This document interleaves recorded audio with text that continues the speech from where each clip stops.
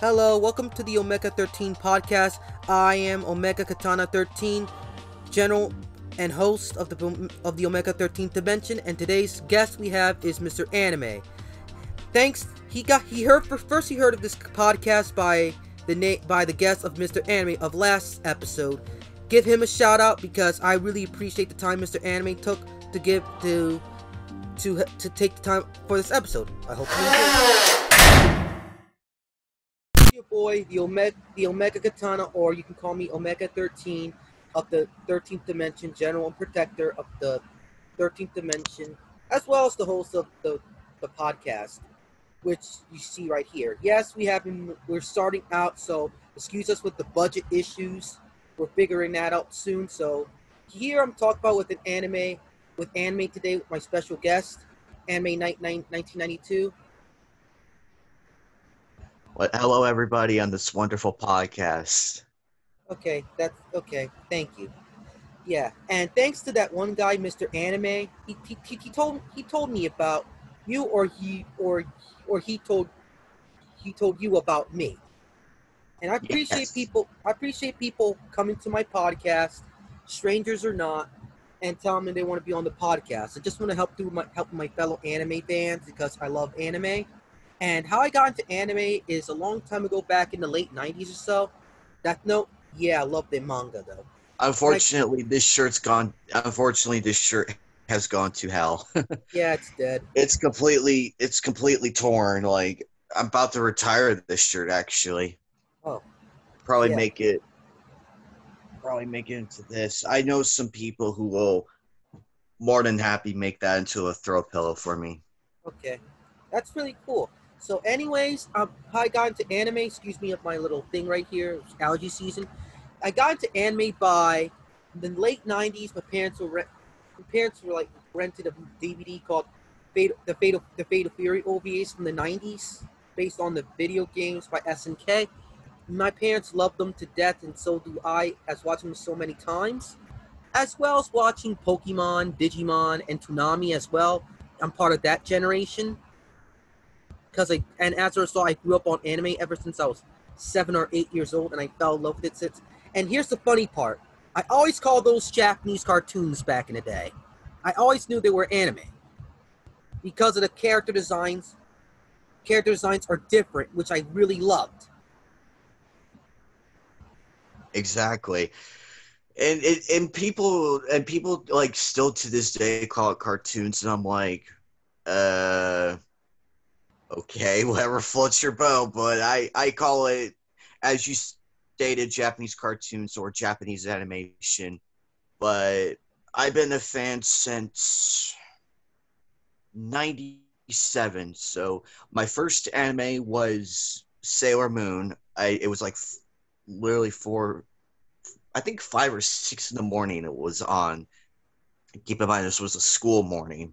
Yeah.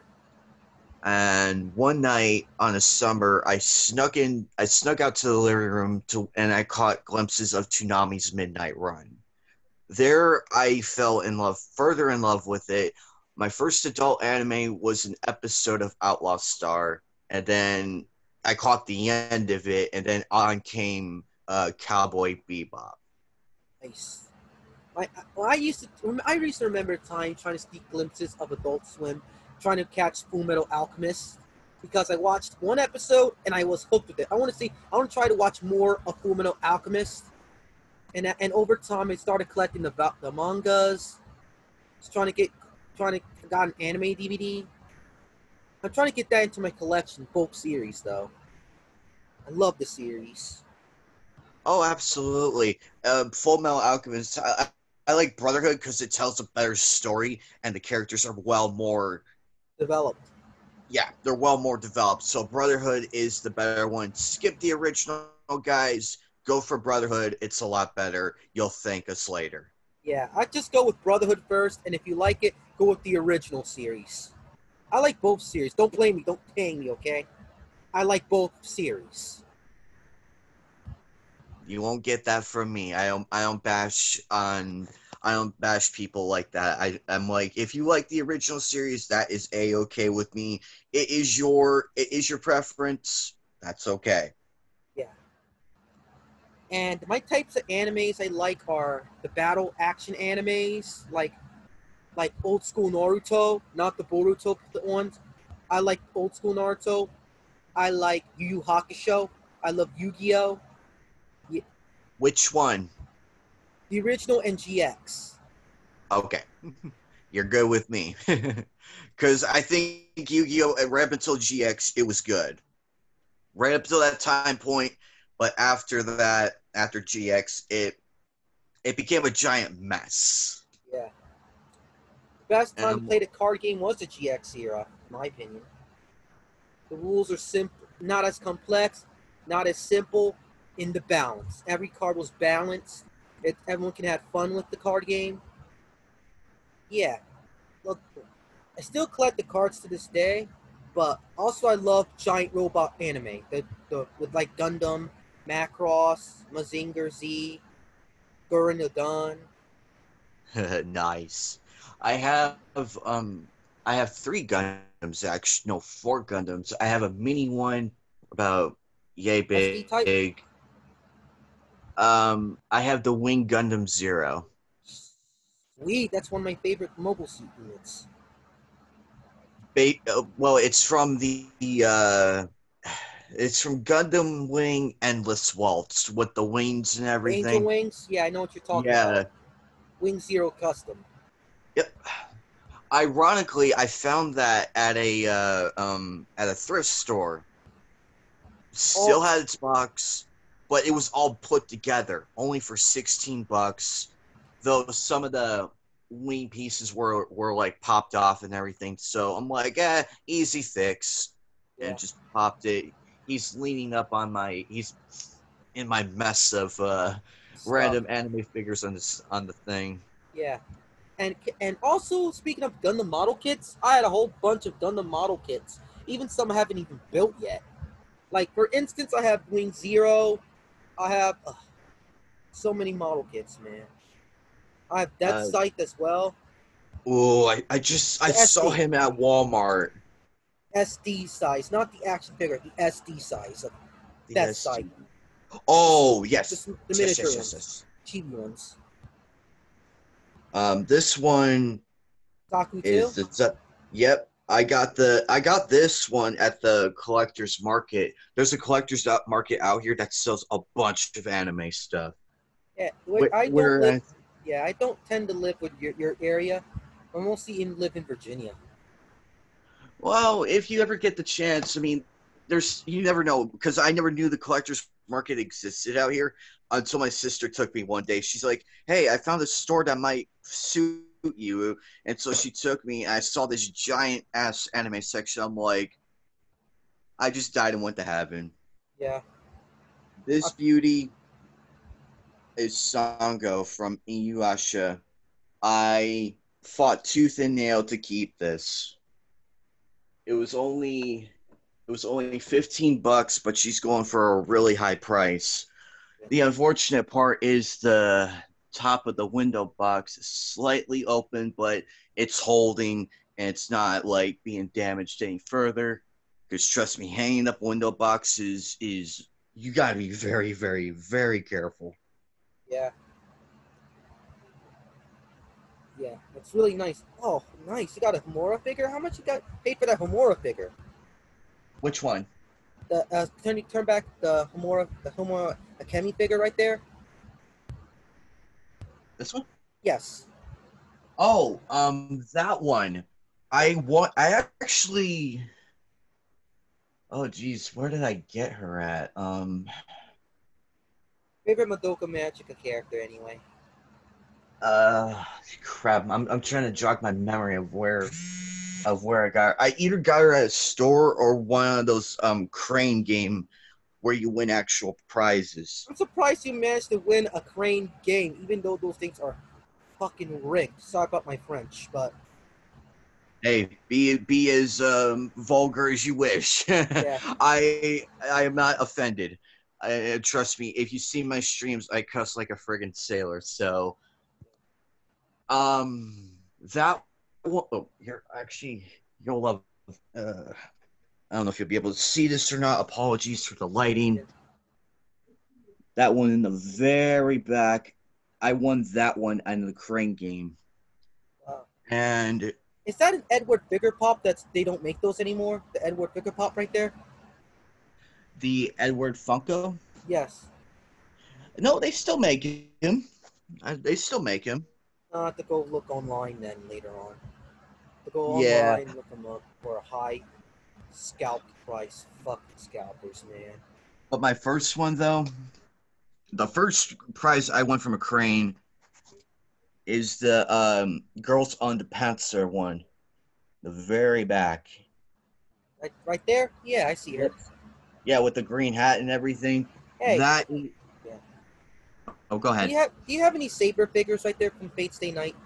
Saber? Oh, good question, actually. I have Lancer. Yeah. I've yet to get her unboxed. I have Shielder. I think that is her name. Yeah. And hold on. Because normally I loved Saber during high school. I just loved her design. They're simple but cool design. Oh, one of the variant Sabers. Yes. I am trying to build up my collection, though. I am really, really trying. Yeah. I have so many different ones. It's ridiculous. But and I also have Murasashi. I forgive my name. I'm Minamoto Musashi Fate version. Miyamoto Musashi. Yep. I got her at a Comic-Con. The Comic-Con that's out here. I always want to go to conventions, man, but continue. It was Comic-Con 2018. That was my first one, so I went there for my first time, and I was looking around. I was looking around and I saw this cosplayer, a famous cosplayer by the name of Ali Brazil. Really nice, really nice. She's professional, she's class, and she helped me pick out an anime figure because I didn't know what one I wanted. So she randomly picked out one, and she's like, "Here you go." I'm like, "Ah." Wow, So that's really nice. She bought the figure for you, a complete stranger. No, she was helping me pick out a figure. We were debating because I was like because there were so many different ones, and some you don't even recognize. Yeah, and she's like, "Well, have you watched the Fate series?" I'm like, "Yes, I have," and she actually recommended that one to me. Wow, damn. She was like, "Well, here you go. I know I don't know if you heard of her or not, but here you go." That's nice of her. Yeah, it was a great experience, and then I have at that Comic-Con during that year. Oh crap! This is one of my prized possessions. It's an autograph. It's an autograph from Steve Bloom from Cowboy Bebop. Oh shit, Dan! You met Steve Bloom? That's kind of badass. Seriously, Yeah, it's kind of badass. You met Steve Bloom. Yeah, I've waited 20 plus years to meet him. Ever since I first $50 and staying in a long ass line. Actually, I got a photo with him, a recording, and an autograph for 60. He had a sale going on. Yeah. I think that's how much it was, because it was either one, or it was some kind of special he had going, and for like a set price, you could get all three. Damn, that's kind of a reasonable price for meeting a celebrity. Yes, I found it easier because everything else was like hundreds. I think $30. Yeah, it would total to that much. But he was super cool though, and he felt bad that we waited so long. It took roughly 2 hours. We missed the first signing, so the second one was they already had there was like another person there. There was a staffer, She's like, everybody else who's for the next signing, please form a line and follow me. We'll get you acquainted. That's nice of him. Yeah, and so it was. I gotta say though, the 2 hours was worth it, and I was already at the almost to the front of the line, so I ain't moving. Yeah. I felt so bad for my sister though, because but bless her heart, she was so patient with me. She's like, look, I'm gonna go look around, and when you're done here, we'll meet up at the one of the tables. Yeah. But after that, after I met him, I told him, and we did the finger gun pose together, so that was really cool. Yeah. Straight up, down to earth. But I don't agree with his politics, but I can still respect him enough as a voice actor. I respect him enough. Yeah. That's one of the voice actors I always wanted to meet, because he has this cool voice. He seems like a cool guy. I don't care about people's politics as long as they give them respect and they respect me. I give people respect as much as they respect me. If you know what a saying is. But Big Nala, I want to meet him one day, but I heard he's on my list of people to meet. Yeah, but he got fucked over so fucking badly, man. It's like that one scene in Zootopia where the fox character was about to be with the group of herbivores in I believe a Boy Scout group. It's like that scene right there. Yeah. They thought he was his friends, but they screwed him over. Yeah, they did, and it's such a shame that there and the fact that those people are still running around. Because last year, I went last year for my second time. Chris Sabat was there, and I was like, do I want to go over there? Because I was still angry with him, and I tried very hard not to get in his face because my sister was there. It was her first time seeing me cosplay as somebody. I did not want to ruin that for her. Yeah. Because it's a mutual respect thing. I'm like, no, there's always a time and a place, just not here. Yeah. He had a long line too, and I'm like, great. Which sucks because he voices one of my favorite characters Vegeta? from Vegeta, what's his name again from Yu Yu Hakusho? Kabubara? Oh my god, that broke my heart when I found out. Oh, yeah. That broke my heart. He also voices Bato from Ghost in the Shell. Oh shit! He did Bato? Tell me, he did Bato? Yep, he did. And lo and behold, my original plan was, originally, if he wasn't such a dick, I would get that autographed. Yeah. But unfortunately, he showed his true colors, and after that, all the respect went. In the toilet. Toilet, indeed. Which is a damn shame, because, I mean, I loved him as Vegeta, but unfortunately, he became what we saw today. Yeah. Sad. As the saying goes, not all people are the same as they seem to be. Yeah. There were the Ruby girls as well, like all the voice actresses. I wish Vic was there though. That would complete the trifecta right there. That would have just been my reason. Yeah. And you see those lines when he was banned? They allowed him to some conventions when they allowed him in. He had huge lines there. And then, oh yeah, I remember that. But then there was like photos of people like, oh look, he has no line or some crap like that. Exposed. Right then and there, exposed. No fans. Look, he got plenty of fans and supporters. Look, he can actually do in other fields if he's allowed to voice act. He can probably go into the indie scene for those who could actually afford his prices. Exactly. Because he's kind of expensive, but if the person did enough time and saved enough money, or did like a Patreon or crowdfunding thing to allow Vic McDonald to even voice a book like a like an audiobook of your novel you made, that would have been cool.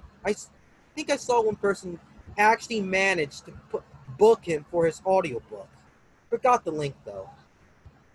That's okay, but that's pretty cool. I mean, I'm happy that he's actually finding his. He has success, though. He's still successful, and it's proof that the fans still care because he got dealt a bad hand, and I do not forgive Funimation for that. And look at and the fun part I forgot to mention here is because as a result, it exposed Funimation for what they are. They sold out. Ever since they sold out to Sony, they were never the same again.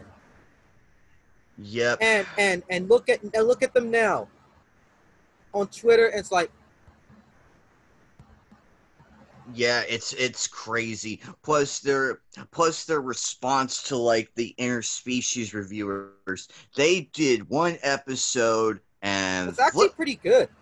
It was. I actually enjoyed it. The actors actually seem to actually enjoy doing it. Exactly. What a shame.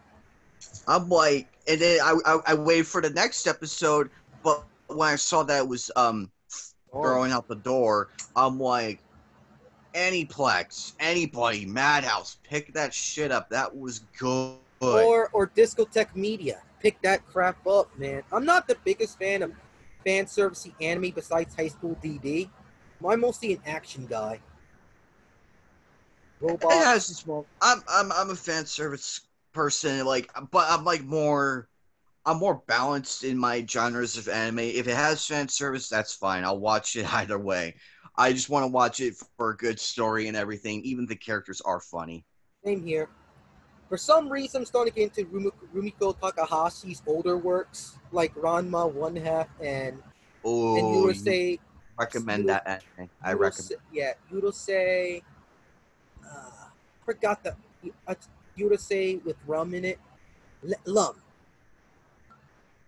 The one character named Lum. Yeah, with green hair and whatnot. Yeah. Oh.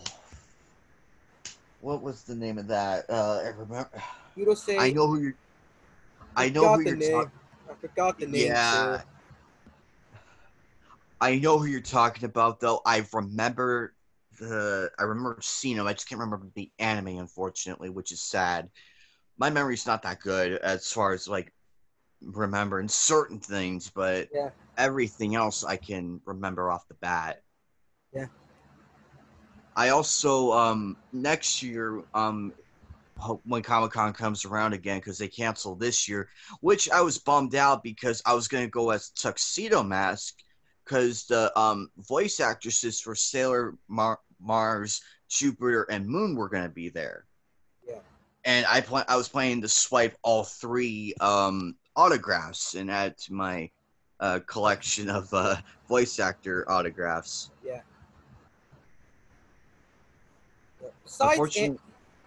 Besides anime, I'm starting to get into like the Japanese tokusatsu genre, like Super Sentai, Kamen Rider, Ultraman. Oh, Kamen Rider! What a classic! Dragon Knight was amazing. They're different type of Kamen Riders, but Dragon Knight was amazing for an adaptation. Don't watch the Saban Mask Rider. Skip that. Go to Dragon Knight. Pretend Mask Rider doesn't exist. Go to Dragon Knight. Dragon Knight. I'll have to rewatch that one. I don't know if it was I think it was the other one you mentioned that I saw, but I'll have to watch the Dragon Knight version though. Yeah. See if I like it. Because mostly they had a thing yesterday, the stream of Heisei Riders, Heisei Generation Forever. It was surprised me. It was actually a fun movie to watch, and the stream was being all positive and happy. And afterwards, they had a thing called Kamen Rider was trending on Twitter. Yeah, I'm not lying. Kamen Rider was trending on Twitter. I saw that. I'm like, whoa! It's amazing what gets. I remember one time when the Blu-ray remaster of Outlaw Star came out. Outlaw Star was trending. I got that on DVD, my man. Cowboy Bebop, Outlaw Star, Trigun. I have top 3 space opera science fiction anime on DVD. I just need Legend of the Galactic Heroes and it'll be complete. Legend of the Galactic Heroes. What? Whew, that is. I haven't seen that anime in God knows how long. I need to get back into that one. I need to go rewatch it because it's been so long. Long anime. You just watch it if you have a lot of free time. It's not for everyone, but it's great for storing characters and how they portray space warfare in that one. Ooh, that does. I've seen bits and pieces of that anime. I haven't fully sat down for the episode though. Yeah. I also have the original box art for the Outlaw Star the Complete collection. I have that one. I have Trigun Rumble in the Badlands. I need to get the whole series. I got the original series, and I got the Outlaw Star DVDs as well. My collection. I recently got Samurai Champloo. Oh. And now I need to get Serial Experiments Lane on my collection. Serial Experiment. I heard about that anime and I watched a few bits of it. I want to get back into it though because I felt bad. Like I watched a few episodes. I meant to watch more, but then new anime came out, so my anime viewing has been really clusterfucked lately. So I'm like, oh god, I gotta get this sorted. Yeah. And my favorite type of guilty pleasure animes are Bakugan, the original Bakugan series. Yes, I like the original Bakugan series. Bakugan, the original is really, really good. I don't know why it gets hate though. I just don't get it. It's like I remember in the time in high school when it came out, people were saying Bakugan, that Pokemon and Yu-Gi-Oh ripoff, and I was like, me at home, Bakugan, like trying to sneak a watch into it. My siblings hated it, but I liked it. And I remember kids back in the day playing Bakugan. Just the marble game, the cool little marble toys. Who doesn't like the cool marble toys? They're badass. Exactly. I remember that craze, and then I remember watching Toonami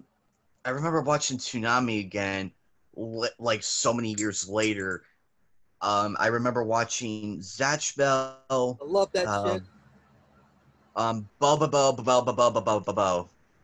Oh my god in heaven. Yeah. That's a winded anime title. It makes you so winded just saying it's like, jeez. But as weird as it was, I still enjoyed it. My brother enjoyed that one. It wasn't for me. And that's okay. I mean, anime is like, it has something for everybody, which I love because it's like, cool.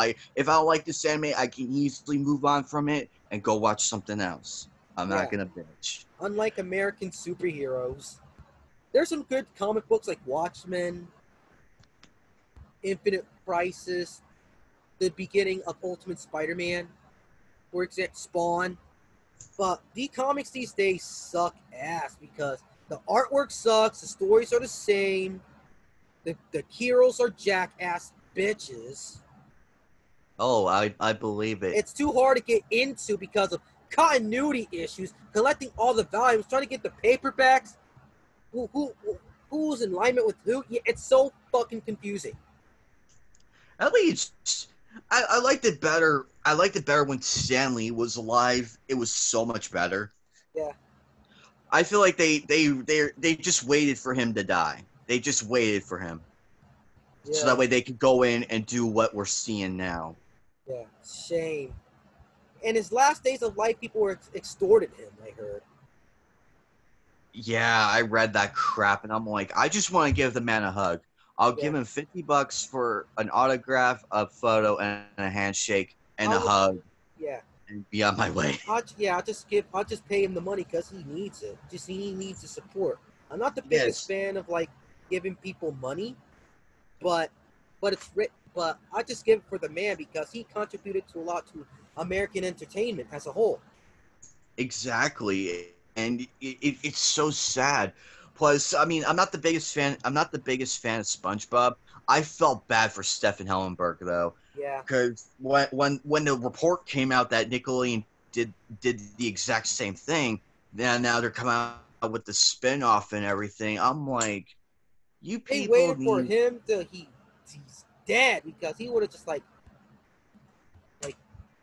He would have fought. He would have fought. yeah, no spin-offs. And now SpongeBob is corny again when he was off the show. Now he's off the show for good because he's passing. There's no quality in the show anymore. There are no meme materials. There's no funny jokes. I feel like after he left the first time, I noticed that like the change in tone and everything, and I'm like, what the hell happened? Because at first I thought the writers were just, like Experimenting with new things. yeah, they were doing that, and unfortunately, when he came, because I heard that he got pissed off and came back, like, no, I'm going to show you how it's properly done. Yeah.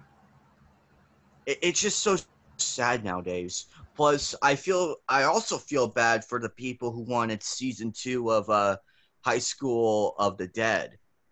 And the creator, his brother died. The artist or the author, one of the two died. Yeah, and I'm just like, well, that's a bad omen. Yeah. Because if that person's gone, I don't even know if they made enough of material for season 2. But it's so sad how real life events can push their way in. Like, hi, hello, reality here. You wanted this season 2, too bad. The creator's dead. Yeah. It's so sad. It's like, why? And real life sucks. It does. Coronavirus, all your events delayed or canceled. Yep. Which is what. But it gives me enough time to get my cosplay together though for next year, so I have more time to get it ready. That's the only upside for it. But everything else, I'm just like, yeah. This year, can't wait this year to be over, man.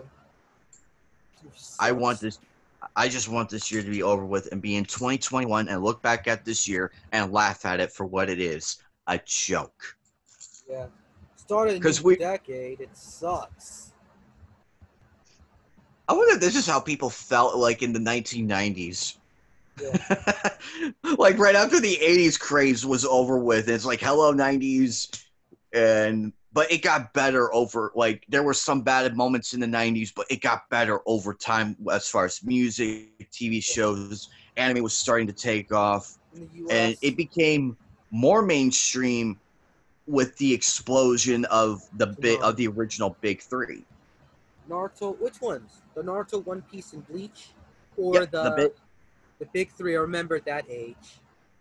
Yep, the big 3, which is the original big 3, not the new one. The original one.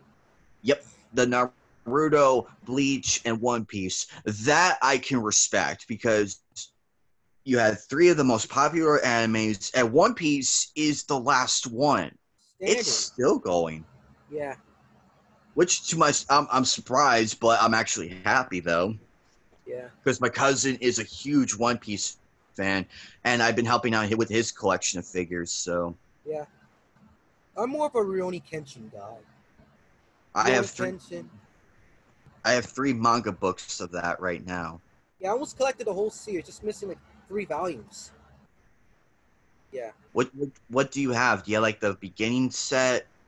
I have the ending set, and I have separate volumes of various of the Shinso arc and various arcs before that. I got the whole Shinzo arc though. Nice. Yeah. But lately for my channel though, I've been doing a series called Figure Showcase Fridays. And I'm almost to my 50th episode. I'm like far away from it. What I do is I have like a shitload of figures in my cabinet right now. Moving? I pull up. What's up? Moving? Sorry about that. You're moving or no? Or just too many space? No, I've been taking one out and like giving my thoughts and Yeah, like the backstory of the character, what anime they're from, yeah. and some interesting facts. But oddly enough, though, I'm surprised of me I even made it that this far in it. By far, it's like the staple on my channel. Another one I've been doing is figure unboxings and subscription, which I will be doing again soon. And my channel's all over the place. Yeah, I mostly use the YouTube channel for videos versions of my podcast, but I mostly do mostly like game news and game discussions mostly. Yeah, Yeah, I've been starting like my own stream, trying to get my channel further out there because I hit 84 subs and I woke up to that. And I'm like, wow, it's actually going up. yeah, Because I was in a bit of a rut. I was stuck at 35 subs, but then when I did all the other stuff, my channel blew up. Like, not as not as fast as I thought, but at least it was like a decent pace. yeah. And I'm like literally close to my first 100. I'm still at 14 subscribers. Stupid YouTube, man. Really? Yeah, really small channel. Because I'm mostly active on Twitter. Yeah. Oh, Excuse me about that. Damn it. Jeez. are you okay? Yeah, some just allergies. Nose itchy. Oh dear. Yeah. Are you sure you're gonna be okay? I'm fine. I'm not dead. Okay. I worry about my friends and everything. I consider you a friend now, Oh, so thank I you. worry about them. I'm like, are you sure you're gonna be fine? Yeah. Because I would probably, if I could teleport, I would probably bring a lots of NyQuil and everything. Be like, here you go, and then teleport back here. What else do I have? I've been trying to get my. Oh, I actually have a funny story for you. Oh shit. Oh boy. Okay, we're good. What's with the hat? Oh, Okay. that one dude from uh, Spirited Away. Yep, it's No Face. No You won't face. believe where I got this at. Yeah. I got it at a Renaissance festival. My Are you, aunt, she are was you like, are, "Oh, go ahead." are you a big fan of, like you said, Renaissance fair? Are you a big fan of knights and European medieval culture? Yes, I am. Like the wizards, the dragons, the kingdoms back then. Yeah, I'm a big Like fan of those. I admired those. actually, a few people have asked me from time to time, like why did I come up with Anime Night? Why did I come up with that channel name? It's basically I wanted to tie in like anime, and because Knights is one of my favorite foot soldiers of the medieval era, I wanted to combine the two, and the 1992 is my birth year, so I Oh, figured, same year as me. yeah. I'm So I'm 28 years old. I figured I'd just do something wacky and random, and oddly enough, it became popular. Yeah. The reason why I came up with my name Omega Katana, yes, my real name's over here. Got to change that. But basically Omega 92, Omega Katana 92. How I came up with that name is like the Omega weapon from the Final Fantasy series. The super Ooh, boss. the most OP Yeah. out there. Yes, and katanas because I love the samurai and the katanas as a whole. I love the samurai culture. I love Japanese culture. I love the sword. I love how they make the swords and everything. I got this for Wall paint? Christmas. Nice. Wall painting? It's called Japanese Woodblocks Masterpieces of Art.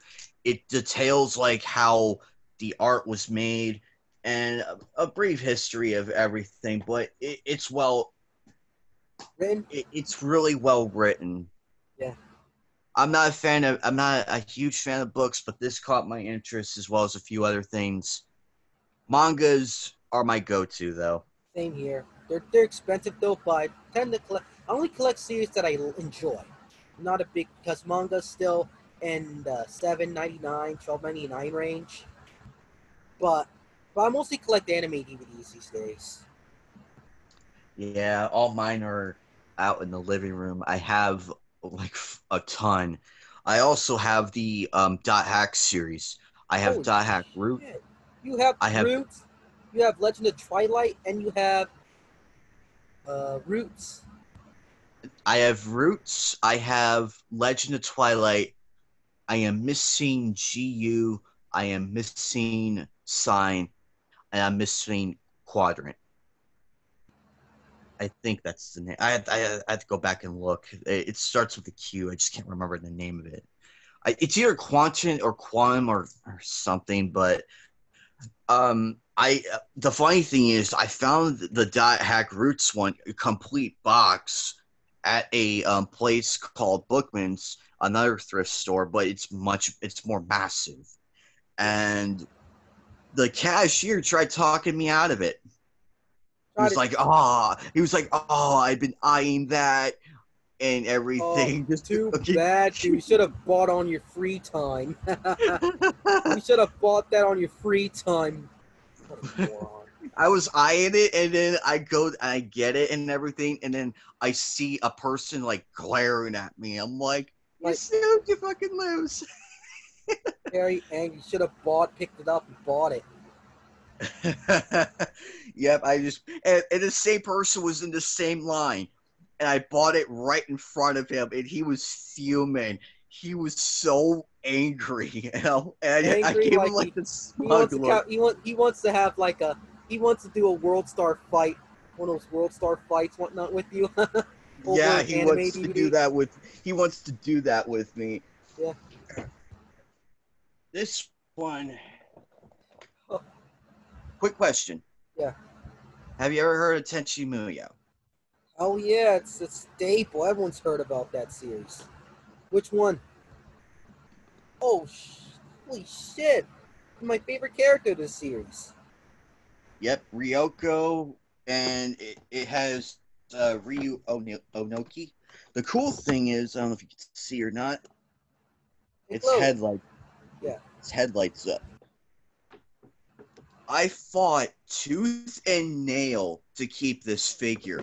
It was there, and I saw two people go to grab it. I ran like like I fucking Naruto ran. I did the Naruto run just to fucking get it, grabbed it, and they were so mad. They were like, "Oh, you little bastard," and this that they were cussing me out and everything. Yeah. I'm like, "Hey, you don't know this series. I know it better. Mine." Yeah. And I held it. I held it so close to me. My sister's like, "Why are you holding that thing so tight yet close?" I'm like, "You don't want to know. You do not want to know the crap I went through to get this." Yeah. Damn, man. Got ready some collectibles already. Yeah, I'm actually pretty interested, but it's kind of getting me uncomfortable with the whole seating and everything because I'm just sitting on the floor and whatnot. No, yeah. I understand, my friend. Actually, speaking of Dot Hack, this one I had to get. I prefer Kite though. This is Subaru from Dot Hack Sign. Oh yeah. I haven't been not the biggest fan of Dot Hack, but the only one I recognize is Kite and what's that other guy from GU? Haseo? Yes. I like Haseo from GU. Ovan was wonderful. I like Kite, Black Rose. I have so many different favorites. Yeah. Though, unfortunately, I wish they would have continued the Legend of the Twilight, though. They had 3 manga books. They could have continued on from that. They have enough material for it. I don't know why they stopped at, like, 12 episodes for the life of me. Yeah. But the one thing I admired most is the Gundam series. I got 08 MS Team. I got Stardust Memory. I got the Gundam movie trilogy. I got the Zeta remake movie trilogy. I got the whole Build Fighter series. I got Gundam Age. It's the us Flint, The Gundam. the Flint ones, and the movie of Gundam Age. I got various Gundam titles. I respect you because it's hard to find them nowadays. I eBay, managed my friend. eBay. I know. I actually sat down and watched Gundam 00. It's actually pretty good. It was, and I'm surprised that there's like little to no, like there's little talk of it here and there, and I'm like, why you guys not watching it further? You're sitting on an absolute gem. I loved how the movie ended, though. I was okay with it. It played out its arc. Yeah, it closed. Gundam 00 closed. Yes, which is good because it's like it told a beautiful story from start to finish, and it really is an underrated series in the whole Gundam universe. What's underrated is Gundam X. That was underrated. Oh yeah, Gundam X. What a classic. I wish It had more love and whatnot. And you know what's the Yeah, sad part? You heard of Outlaw Star, right? You already know Outlaw Star. In Japan, it's basically forgotten. Like, people don't even talk about it anymore. It's really sad. And I don't think its creators or its producers recognized the potential and its popularity in the West at the time because of the lack of social media and the internet. Yeah, because I'm so sad that it's such a beloved classic. I put it up there with as you said, Cowboy Bebop and Trigun. I would put it has its place. Yeah. Because it ties in, because it has the same. It's a callback to Cowboy Bebop and both Trigun in layman's terms, as far as space, bounties, and hot chicks. Yeah. But it also tells a great story, though, and it has like a nice end, and it has some interpretations on a few of the characters. Like, did Suzuka really love Gene Starwind, or some other things? And that's why I like that we're left up to interpret our own thing. Yeah. Why did it make figurines of Velfina and Suzuka? There is very, very rare. Actually, I can safely tell you there is a Outlaw Star ship and 2 characters, Gene Starwind and Malfina. Those are the only 3 in existence. And they're expensive as hell. It depends. It depends. I kind of wish with the HD remaster of Outlaw Star, we would see more merchandise come out to help promote it. Yeah. What with figures and everything, that they missed an opportunity right there. That is a huge missed opportunity. They could have made bank off that, because it's still popular in the West and outside of Japan. That's kind of sad, though. Yeah, I wish there was. It needs more love in Japan. It needs more love. Yeah, it's kind of badly promoted in Japan, and we rarely see any space shows anymore in Japan. The only one we got, I think we got Space Dandy. What's your thought on that? I didn't like it too much. It's like a showboat of collection of different authors, different creators and whatnot. I'm not. It's not the biggest. I'm not the biggest fan of that one. I didn't like it too much. Call me lame, but I don't. I'm not one of the few Westerners that don't like Space Dandy at all. And this is a I guy. And this is a guy that loves aliens, sci-fi, and space. I respect your reasons. Because most people, they tell me, "Oh, I don't like that anime," but they don't bother telling me why. Like they don't even put any effort into explaining. I'm like, well, why don't you like it? It's like I just don't like it. I can't accept that answer. The reason why I Well, don't like it is because of its simple structure.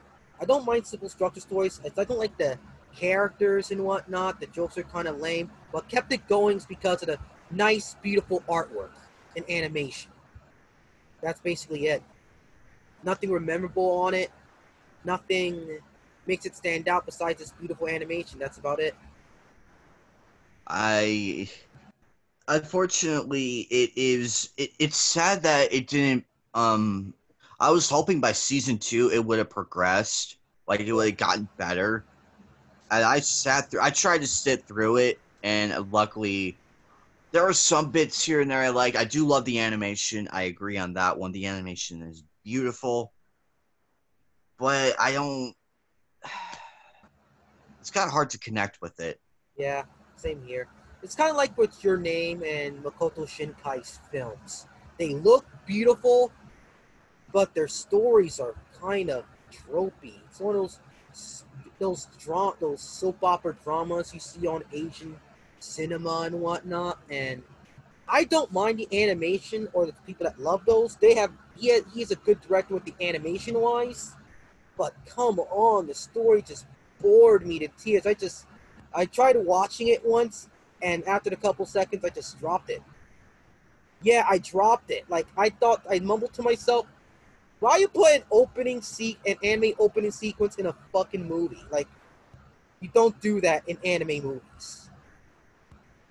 You don't, and it wouldn't make sense. Yes. You And know what I'm talking about? In Your Name at the beginning, there's an anime opening sequence. oh god, Like, what the what? hell, man? I was like, you don't do that in an anime movie, dude. Just skip that. Put some extra minutes for exploring the characters and introducing us to them at the beginning. Look, Hayato Miyazaki doesn't do that. Exactly. That's why his films are so successful. Is because they're they get through the intro and go straight into the story. A short intro and then straight into the story. Like boom, hello, this is the character. Hey, who's But that? that's what made it so successful because it was short and to the point. Yeah, my favorite two ones are Princess Mononoke and Castle in the Sky. Those are my favorites. I have Porco Rosso. I Love have that one. Howl's Moving Castle. Like that one too. Originally, I was gonna go as Howl, but I think I'll save that for another time. Yeah. I also have Princess Mononoke, Nausicaa, The Valley of the Wind. Those are good ones too. Those are good ones you listed right there.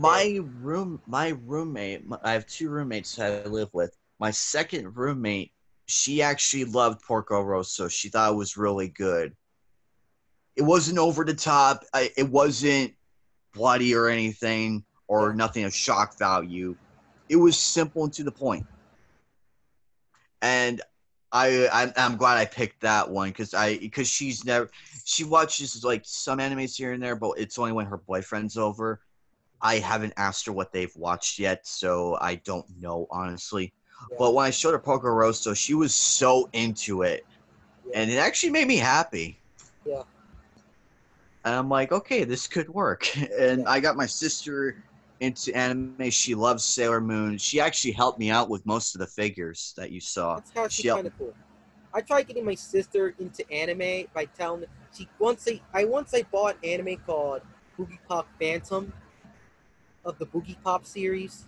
Long ago, it was like really niche, and my sister watched the whole series. a very niche Nice. anime series. She tries to remember the name, but she wants to try to get back into it soon. But she was so curious, so she watched the whole thing of it, the whole box set. Yeah, That is amazing.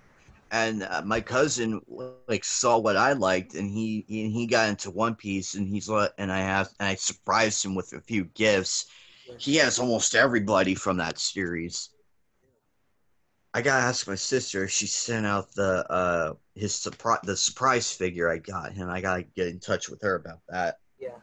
Any I animes? Yeah. Any animes you like besides what you mentioned before? Because the animes I also like is you heard of Vampire Hunter D. Vampire Hunter D. Oh, I've been meaning to get that anime because it was so good. I just And I watched Bloodlust. Bloodlust was amazing. I own it on DVD. I loved it. Also Ninja Scroll as well. It's not for everyone because of its gore and themes and whatnot, but those actually, are well. Ninja Scroll was like the most violent anime movie I've ever seen. It was like out there. Dude, you don't know what violence is then. Try watching one called Violence Jack. Oh no, it's like it's one of the more violent one. No, I'm saying it's one of the more violent. It's one of the most violent animes I've watched because I know violent animes here and there, Yeah. and I'm surprised they pushed every envelope. Yeah. Devilman, Crybaby. I prefer the 90s OVAs of Devilman. Both of them Oh, are pretty gory and over the top. I stopped. I just stopped. Like, come on, man. This is OP. I don't mind violence and action, but give me a break, man. I did watch Devilman and Devil Lady. Those are pretty dark as hell and twisted. Hmm.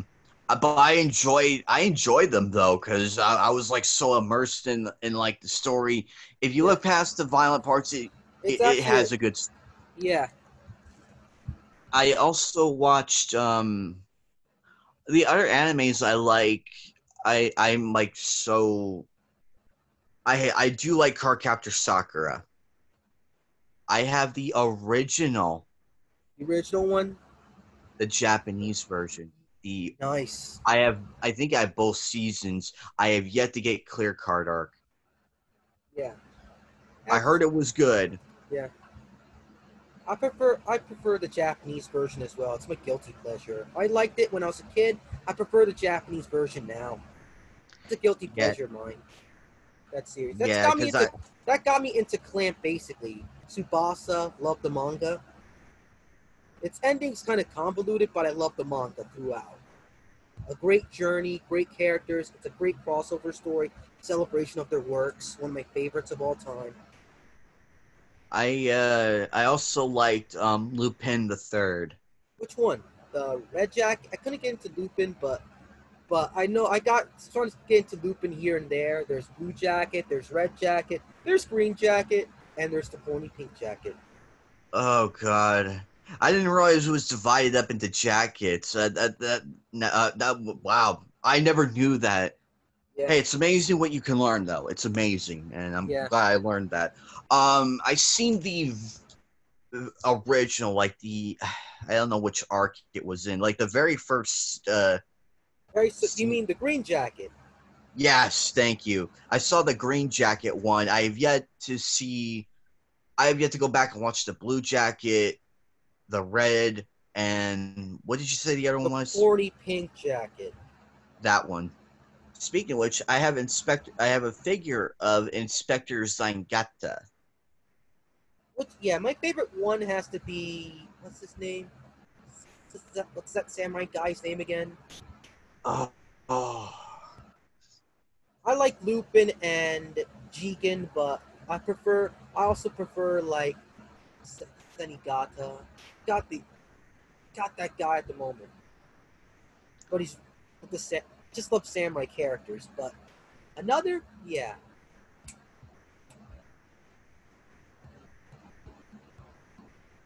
I remember watching. I also I also saw Rurouni Kenshin and Samurai Champloo, two of my favorites. They're Love, both my favorite.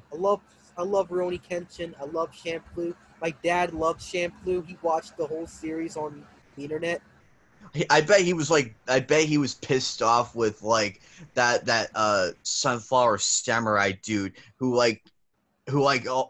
beat both Jin and who beat Jin in one go.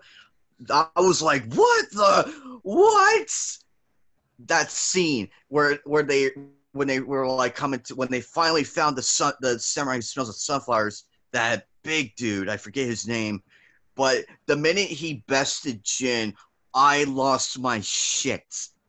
I was like, what? How? He defeated what? Mugen? Huh? He defeated Mugen? Mugen's the No, one when he defeated Jin, right before he fights Mugen, he beats Jin, and I'm like, no way.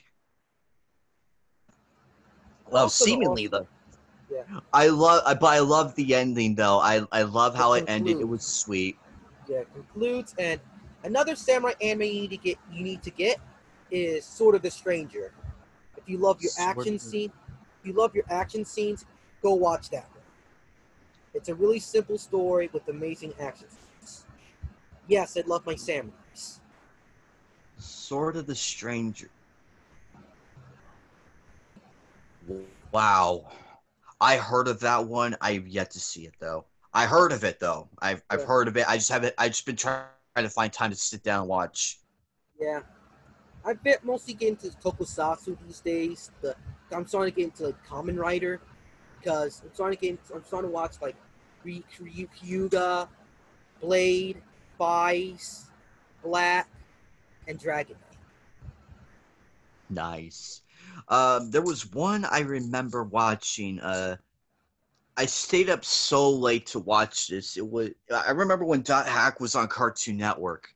Yeah. In 04, it was Dot Hack Sign, and in 05, it was Legend of Twilight, and then they played Gundam Seed. It was at 1 in the morning. It was Dot Hack. It was Gundam Seed, and then at 1:30 in the morning, it was Dot Hack. Huh? It was Yu Yu Hakusho? No, it was Gundam Seed. I think it was either Seed or Seed Destiny. It was one of those two. And then at 1:30, it was Dot Hack Legend of the Twilight. I lost my shit when I was watching it. I sat glued. I was so into it. And then at 2 a.m., Iyuasha came on at 2 in the morning. Yeah. On a summer night of 05. Best fucking time period to be alive. Mine was 2004, 2008, and 2016. Those are my years, man. Yeah, because I was so... Oh, I remember when Toonami... September of 07, when Toonami got canceled. Oh, don't remind... That was 08. That was 09 or 08 got canceled. Was it 08 or 07? It was 08. Okay, so wrong year. It was 08. Hold on. No, why you canceled it? Why? I actually yeah, let's just say a table is no longer with us. Yeah. I was so mad. That was TV when it sucked, man. Nickelodeon. Yeah, right sucked. Because it happened in 07. Yeah. Right after the Boston bomb scare. Right after that, it went downhill. Yeah. And I did not like Toonami. I did not like Tom's fourth incarnation. He looked like Thomas the Tank Engine. That was a horrific design. And every time I see the design, I flip the channel. I'm like, no. And then I wait. And then I wait, and then the show came back on, and I flipped back, and the show came back on right on time. I'm like, thank you. Yeah. Just let me watch my anime. Yeah. Though I do remember when Cartoon Network hosted Month of Miyazaki. It was in March. Yeah. It was either March of 03 or March of 04, one of those 2 years. And that was like a beautiful time period. And then they did the Toonami, The Intruder, the Toonami lockdown, and then also the Kingdom Hearts 2 commercials that appeared here yes, and the there. Kingdom Hearts 2 commercials were a lot of fun. Yeah. What a time it was to be if Kid you and a wanted teenager. yeah, if you wanted to be an anime fan, now that was like the perfect time. Exactly. Good Because you had Dragon shows. Ball Z and you had IGPX, which is severely underrated. Love that. I love any robot show. Recommend me a robot show and I'll probably watch it or heard of it. But IGPX, though, no one talks about it. That is one I never hear mentioned. Yeah, it's scary. It is really scary. Because it was like on Toonami, and it had a good story to it. I love how the mechas looked. I loved it, honestly. Yeah. And there was also but what really pissed me off was when they switched it from Toonami on the weekdays, because The weekends. yeah, and then they had that Maguzi come on. I'm like, and the only good thing out of that whole Turtles. fucking what's up? Ninja Turtles and Ninja Turtles. It was Ninja Turtles was really, really good. It was good. And then there was Code Lyoko, and that was it. Yeah. Those are the only two shows I watched out of And that Teen entire Titans, thing. don't forget the Teen Titans, original Teen Titans. My beloved classic. I do not like. No, we don't talk about Go here. That we don't. It's banished from the 13th dimension. We don't talk about that shit here. Oh no, I was mad when it was announced. I was really mad. I'm like, why? Why can't we do a season 6? Why can't? Because the ending. Samurai Jack did it. And Why can't now's the time? Like now is the time. Yeah. Because you have all the actors still. You have enough material to do a season 6. Yeah. I hated what they did with Terra. I just hated that arc with Terra. I hated it. Yeah. Like how she was brought back and everything with no fucking explanation. None. Yeah. I'm like, what the hell? And I watched the episode, but it left a very sour taste in my mouth. I felt so bad for Beast Boy. I wanted to give him a hug. That's one of the series I loved all the characters. I loved Cyborg, Robin, Raven, and Beast Boy. My favorite Robin is the Teen Titans Robin. That Teen Titans Robin. Yeah, because he was cool. Actually mature for his age, and he actually cool. Yeah, and freaking looked cool. And they fucked this character up. He was really cool. I was so bad. When they announced the Powerpuff Girls reboot, I wanted to cry. The Thundercats one. Oh please, man! The '80s intro brings me to tears. But Roar. No, I was upset when I found out that the Thundercats reboot was canceled. The 2011 series. Oh, that was actually good. The 2011 series was like as close as we got to a proper remaster of the original. That was like as close as we got. Symbonic Titan, Omega XLR and Symbonic Titan. Perfect contenders for Super Robot Wars, and they got canceled. You know what's so eerie? I could not, for the life of me, find a complete set of Megas XLR. It cannot be on DVD. It cannot run on reruns because of some complicated issues. And its creators try to bring it back multiple times, but without no prevail. They just dumped the rights or dumped the remaster to like. I don't know what they did with them, but the show's basically gone now. They rid it off. Cartoon Network basically written their show off for tax. Used the show as a tax write-off. I think Symbonic Titan also did the same thing too with that one. Just ripped the show off as a tax write-off. But Symbiotic Titan was good. Yeah, I enjoyed it, and those would have been my two contenders for a crossover.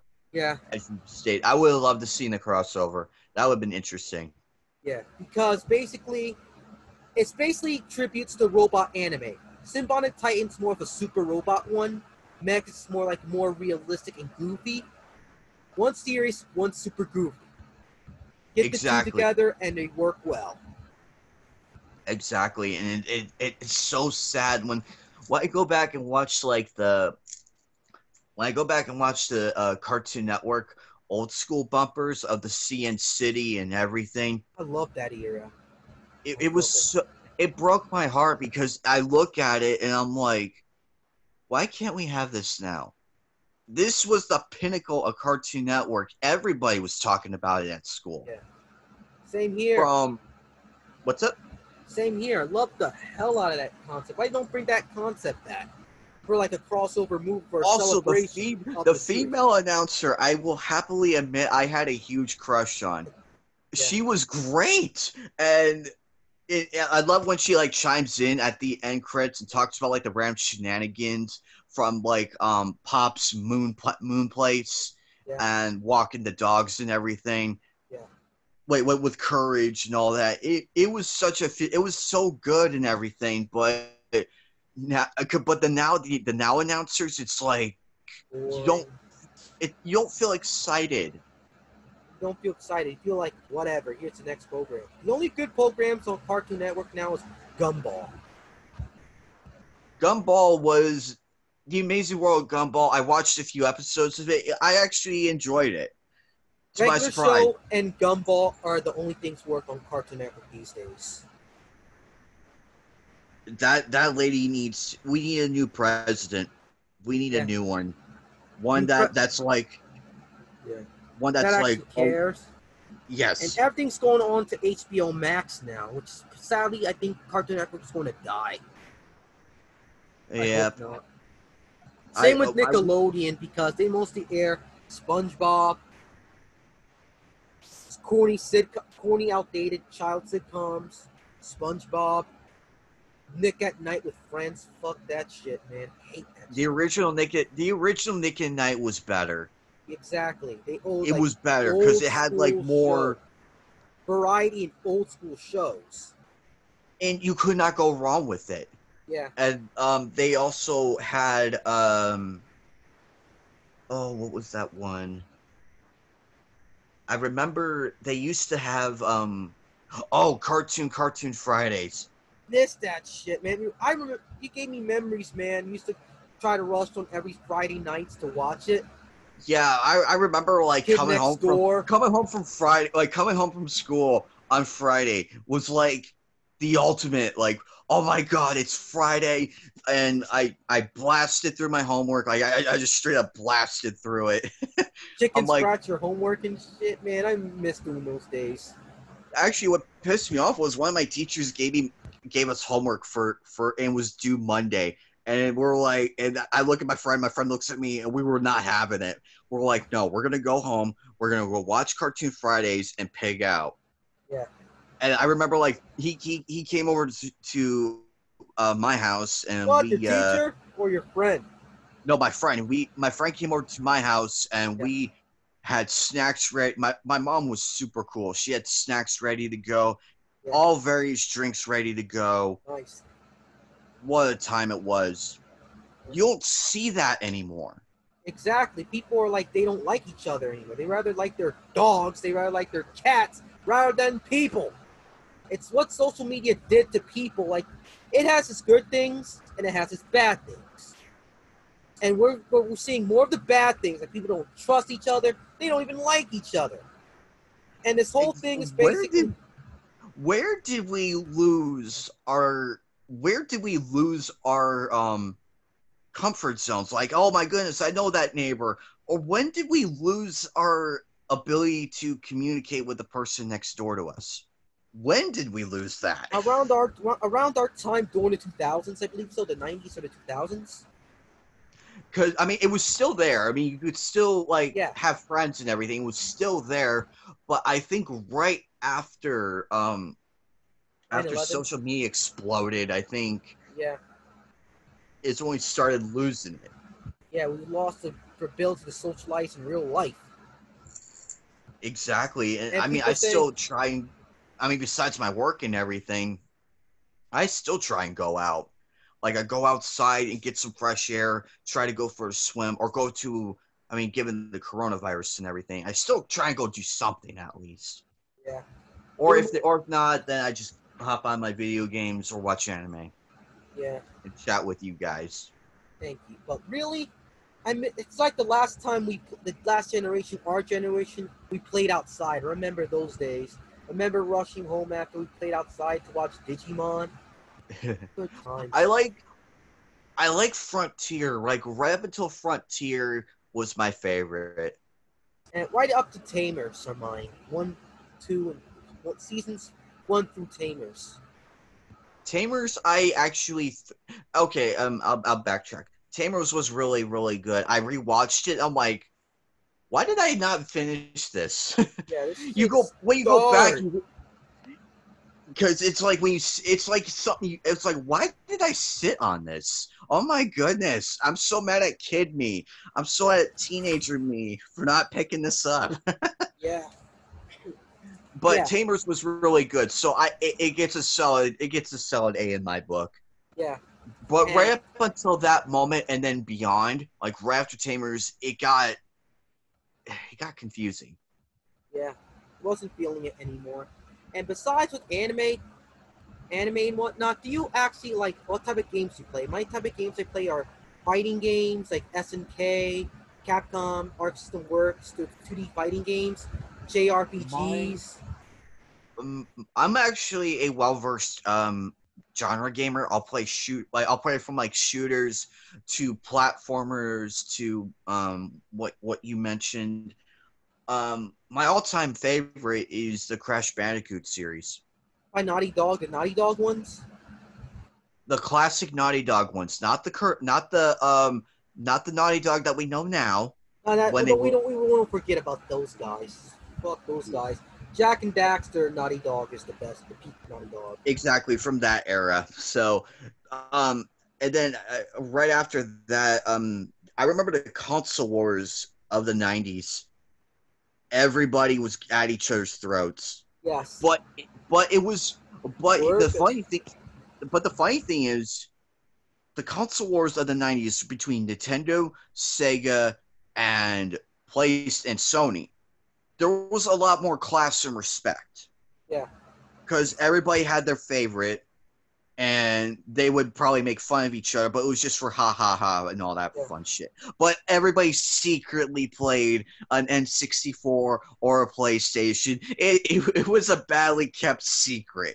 Yeah. At the school I was at, it was so badly kept. It was ridiculous. I like my Sonic, but they don't have Sonic on the Saturn. So I go with this Spyro, Crash Bandicoot for the meanwhile.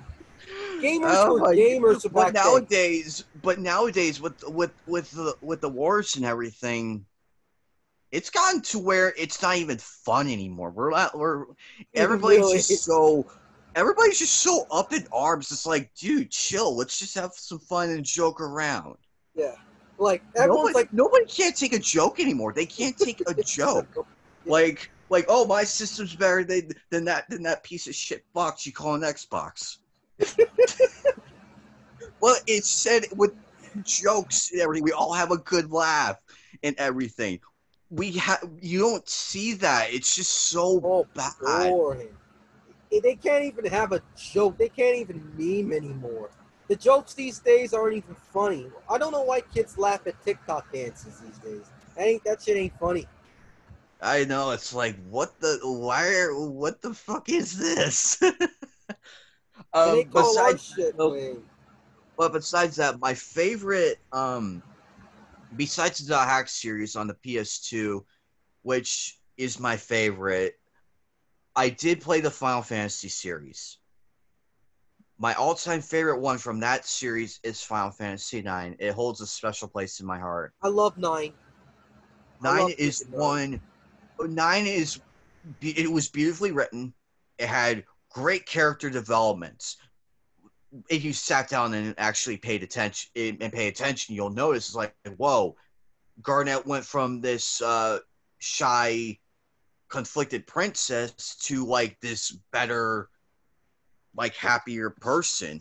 and Zidane became more serious, and Vivi really his arc. Oh my god, I just wanted to hug the dude. Yeah. After the Black Mage Forest and everything, after all that, I felt so bad for him. I'm like, damn, dude.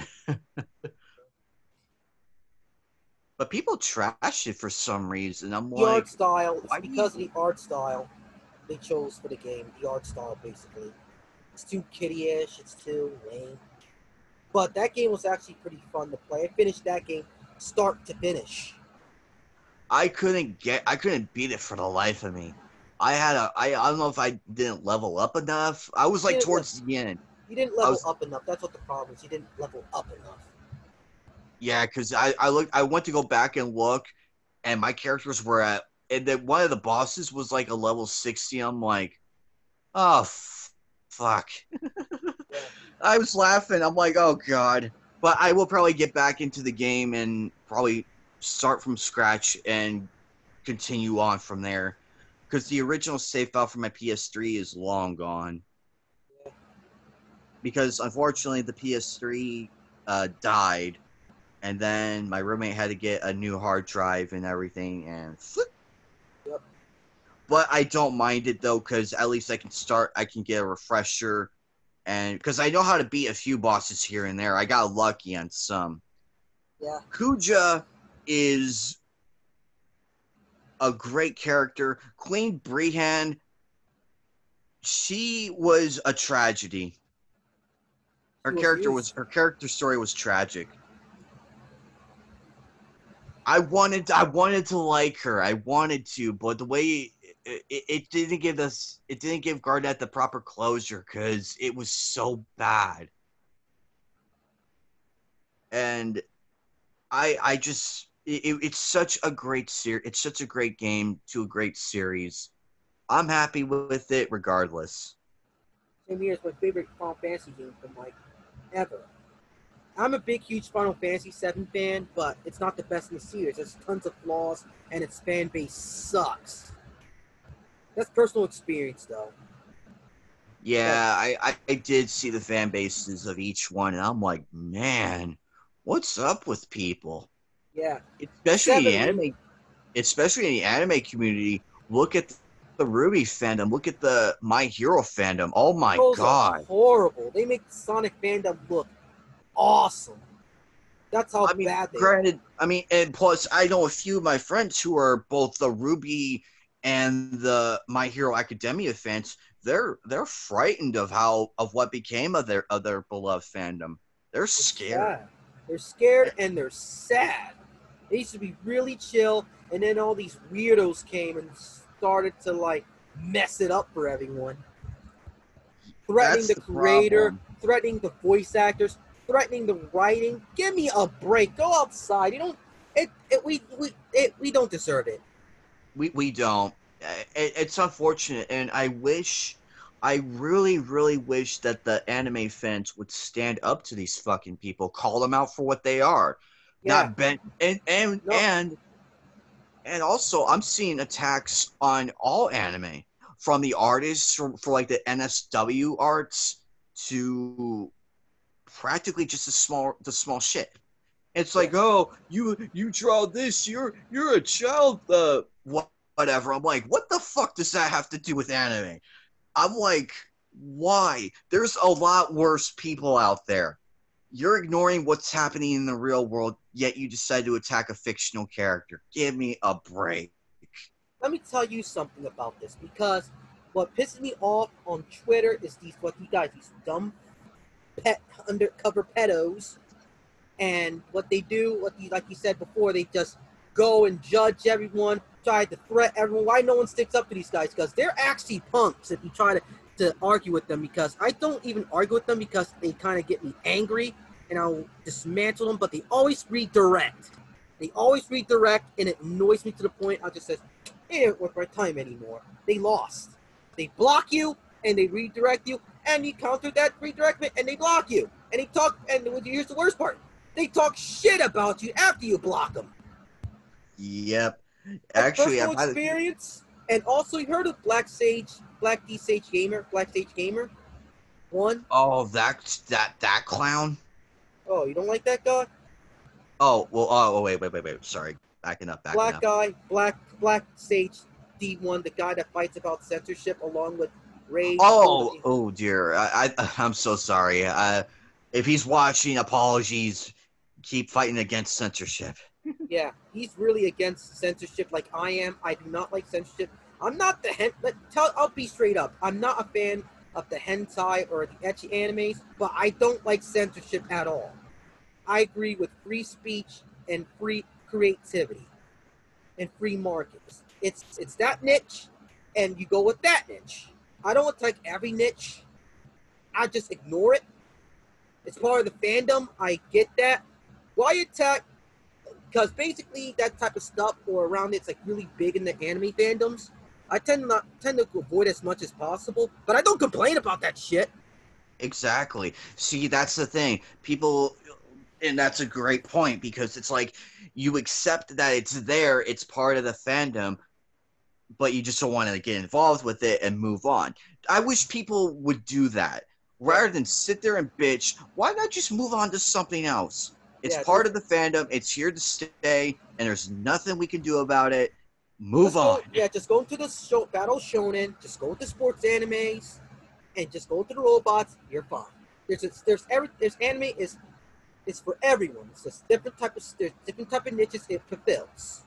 And you want to complain about all anime because of issues? Dude, it's a foreign fucking product at the end of the day. It's like going to a foreign food store and you get like Indian curry. And you buy Indian curry. And you taste Indian curry. And it says, ugh, this is disgusting. I should call this number here and change the recipe for my taste. Bitch. It's basically a foreign freaking product. It's not made for you. Exactly. And now Amazon has come out and banned literally books. Removed the light novel books. Now I can't get Boogie yeah. now. I'm like, are we have they fallen off their tree? They're off their rockers right now because the one thing you don't do is attack the fans who support. Yeah. I mean, look. I mean, what Funimation did, they deserve what's coming. Bankruptcies. Let me tell you that. Sorry to interruption. Bankruptcies. I told people in Black Sage D Gamers, one of his threads and other people's threads, that the entertainment industry is heading to a crash. We're just walking down. You know that when you get to a roller coaster and you walk towards the coaster, we're on that stage now, and we're close to the crash, and you're going upwards and upwards. Oh boy, it is going to crash. We're not talking about an anime industry crash of 2008. We're talking about a crash. Not from movie studios going out of business to we're seeing movie theaters. No, we're going movie studios going out of business. We're seeing TV shows getting canceled. We're seeing movies getting canceled. We're getting game studios being canceled or out of business. We're going to see voice actors out of work. It's going to be a mess, man. It is, and ever since they started picking up that woke. Here's the thing: going woke is not a yeah. What's up with that? It's like, why are you pandering to that crowd when you're ignoring the actual? Exactly, and virtual signaling is pissing me off. Look at the Black Lives Matter thing. They don't really fucking care, man. If you really care, just towards voice actors, try reaching out in black schools and black communities to reach out for the black talent. Have more black talent in. Have more black talent. Open more black anime cosplayers or black bloggers or supporters on your panels. We don't see conventions do that crap. No. They just want a virtual signal because it's a trendy thing. Get that crap out of here, man. Hate that shit. Exactly. And they call me a coon. They call me a fool. Yeah, I got been called fool when I called Nickelodeon out on their virtual signaling BS, man. Exactly, and it's gonna get worse. And apparently, they bully. I vaguely remember one of my good friends, cosplay cat lover. She shared an article that a cosplayer got literally attacked right out of the cosplay community for cosplaying as the princess of the water tribe of the north. In Oh, the that one story. And I thought yeah, black cosplayers are getting it. Seriously, black cosplayers were the first ones to get bullied, and they say, you're not the color of that character, or you don't look good as that character. And dude, there's this cosplayer by who dressed as Nesco from Demon Slayer. I thought I she did a remember that great, one. I remember she did such a great job. I thought of her as an alternative universe to, like, Nesco. Seriously. But I anyways, remember. Go ahead. and there's this other one by this one black chick. No disrespect to the cosplayer, don't know your name, sorry about that. She cosplays as, you know, Rin Tosaka from the Fate series, one of my favorite characters in that Yeah. franchise. Basically, she cosplays as her, and people were ripping her to shreds to the point when Japan heard about this, they praised the hell out of her. To the point one of them even drew a fan art based on that cosplay of that character. Wow. I remember that. That was see, why can't we I mean, Japan gets it. Japan gets it. Exactly. They're laughing. They even laughed at the yeah, they're laughing at the Last of Us 2 thing. That was a great. Oh my god, that was a thing of beauty. What? That was a thing of beauty. They laughed at the Last of Us 2. The outrage, and literally the sales plummeting. See, this is what happens when you virtue single for the wrong reasons. You pander to the wrong crowd. Look what happens to your sales. Boom. I wouldn't be surprised if it was like 100% sales drop. That would have been done. Yeah, it was so bad that GameStop stopped giving trade-ins of that game, and stores in Japan like buy 2 and get Last of Us 2 for free. That's how bad it is. It's like no one liked the game, basically. No, they did not, and I didn't either. I'm like, even though I haven't played the last, I played the first one. First one was great. I was happy with it. Last of Us 2 doesn't need to exist. Last of Us was perfect on its own. And I was happy with that ending. Yeah, I was happy with the ending. It ended on a happy note, and I'm like, okay, this is the actual ending. I'm happy with this. Yeah. When I heard the sequel was coming out, I'm like, what? Why ruin a good ending? Why ruin a good ending? Yeah. It wasn't needed. No one wanted it. I didn't want it. I was happy. I moved on. Yeah. Even Resident Evil 2 Remake did a better job than Last of Us 2 regarding zombies and whatnot. That is one. Yeah, I actually have that. On my PS4. It's got re-downloaded whenever I get more memory, more room for memory and everything. Yeah. I gotta get back into that game though, because it's actually, I had a lot of fun on it. I'm at the plant section, but it's so sad, my friend. It's so sad what's happening to our community. It's like being corroded and destroyed, and after it's all destroyed and done, when the crash hits, they just leave it and go to what's next popular. Plus, I mean, we can't even have fun anymore. Exactly. Sad. And I'll probably in my channel, I just know for a fact I'm gonna get attacked. They're probably gonna look at my channel and be like, "Oh, look at all this shit, blah blah blah." But I'm expecting it though. I'm expecting some kind of attack. So I'm ready to go against these people. Yeah. But I do plan. But unfortunately, it's just with the cosplayers and everything. Here's my thing. I don't give a shit if a person is black, white, Asian. I don't give a fuck. If you want to do cosplay, go do cosplay. Have fun with it. But when when I saw the hashtag BLM and all this and that, the race baiting shit, it ruined the whole thing. It ruined the entire post because of that. Yeah. I'm like, you could have just posted something cool like, "Hey, check out my cosplay from this," and left it at that. Yeah. That's the thing though, and that's what really pisses me off. Is when they push the race card on the thing. Yeah. It's like, why go there? Why? We Why? don't care about your race. We care about your character. And Yeah, that's what's wrong with people. we were gonna tell you that, hey, we love your cosplay, but since you decided to make it into a political thing, we're gonna go see. Be a freaking politician. We need more young people in the politics office. You're good as a politician. I'll give you that. No need for politics in the community, okay? Exactly, because I'm all for happy people. Because I mean, I'm white, but I don't give a shit. My skin color doesn't define who I am. My actions do, and I let my personality define it. Yeah. I don't need to be classed. I don't need to be classed as anything. I'm happy as a person. I'm an anime fan, a gamer, and a semi cosplayer. That's all I am. Yeah.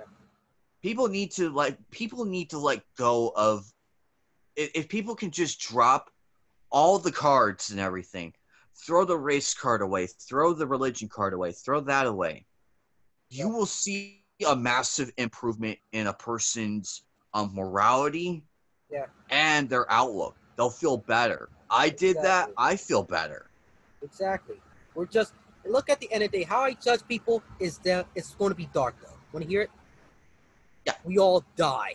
We all reach a one place in one stage called death. And that's exactly. If you're rich, poor, black, white, or even a Muppet, you're going to face it. Exactly. Not enough money in the world can save that. Yeah. You may be super rich, but at the end of the day, the humanity is the ultimate thing. Yeah. But they don't want to hear that. Like, they thought of it as a threat, but I'm telling you as an advice. Exactly. And it's just so sad that people, I wish more people would just fight back against them. But as you said, that's just gonna lead it. Exactly. It's and fear, people and they're scared, and their fear of backlash. Like, a bunch of these people coming. What they don't like is when you call them out of their BS, and they block you. You got to make them uncomfortable. I've been blocked multiple times because one person got pissed off with me because he was complaining, like he was going after the Lolicon fans. I have a few friends who are Lolicons. I respect the hell out of them. If they're doing their thing, am I bothered by it? No. It's part of the community. I'm moved on. I'm okay with it. If you like it, that's fine. Go have fun. Yeah. But I saw someone attack one of my good friends. I went after him and gave him some brutal logic, like, hey, why are you venting on this person? Why aren't you venting on the actual pedophiles who are running around doing all that shit? Where's the anger in that? Because they don't. And then he blocked me. He blocked me. Not a reply. He straight up blocked me because I hit him with truth bombs. Exactly. They're the pedophiles. And I'm like, look when he blocked me, I'm like, ha! You can't even debate because reality smacked you. You're a pedophile. Because what their taste in artists is, their outlook on life is like, it makes Barney look happy, look like a saint, man. Ugh. Actually, it makes Boku no Pico look like a friggin' classic anime. With all this shit going on, I'll happily watch that. With all this shit going on, I'll just watch that and call it good. And I even like it at first, but now looking at it now, with all that shit's going on, it looks good. It looks like a good anime now. Yeah. Everything's on fire.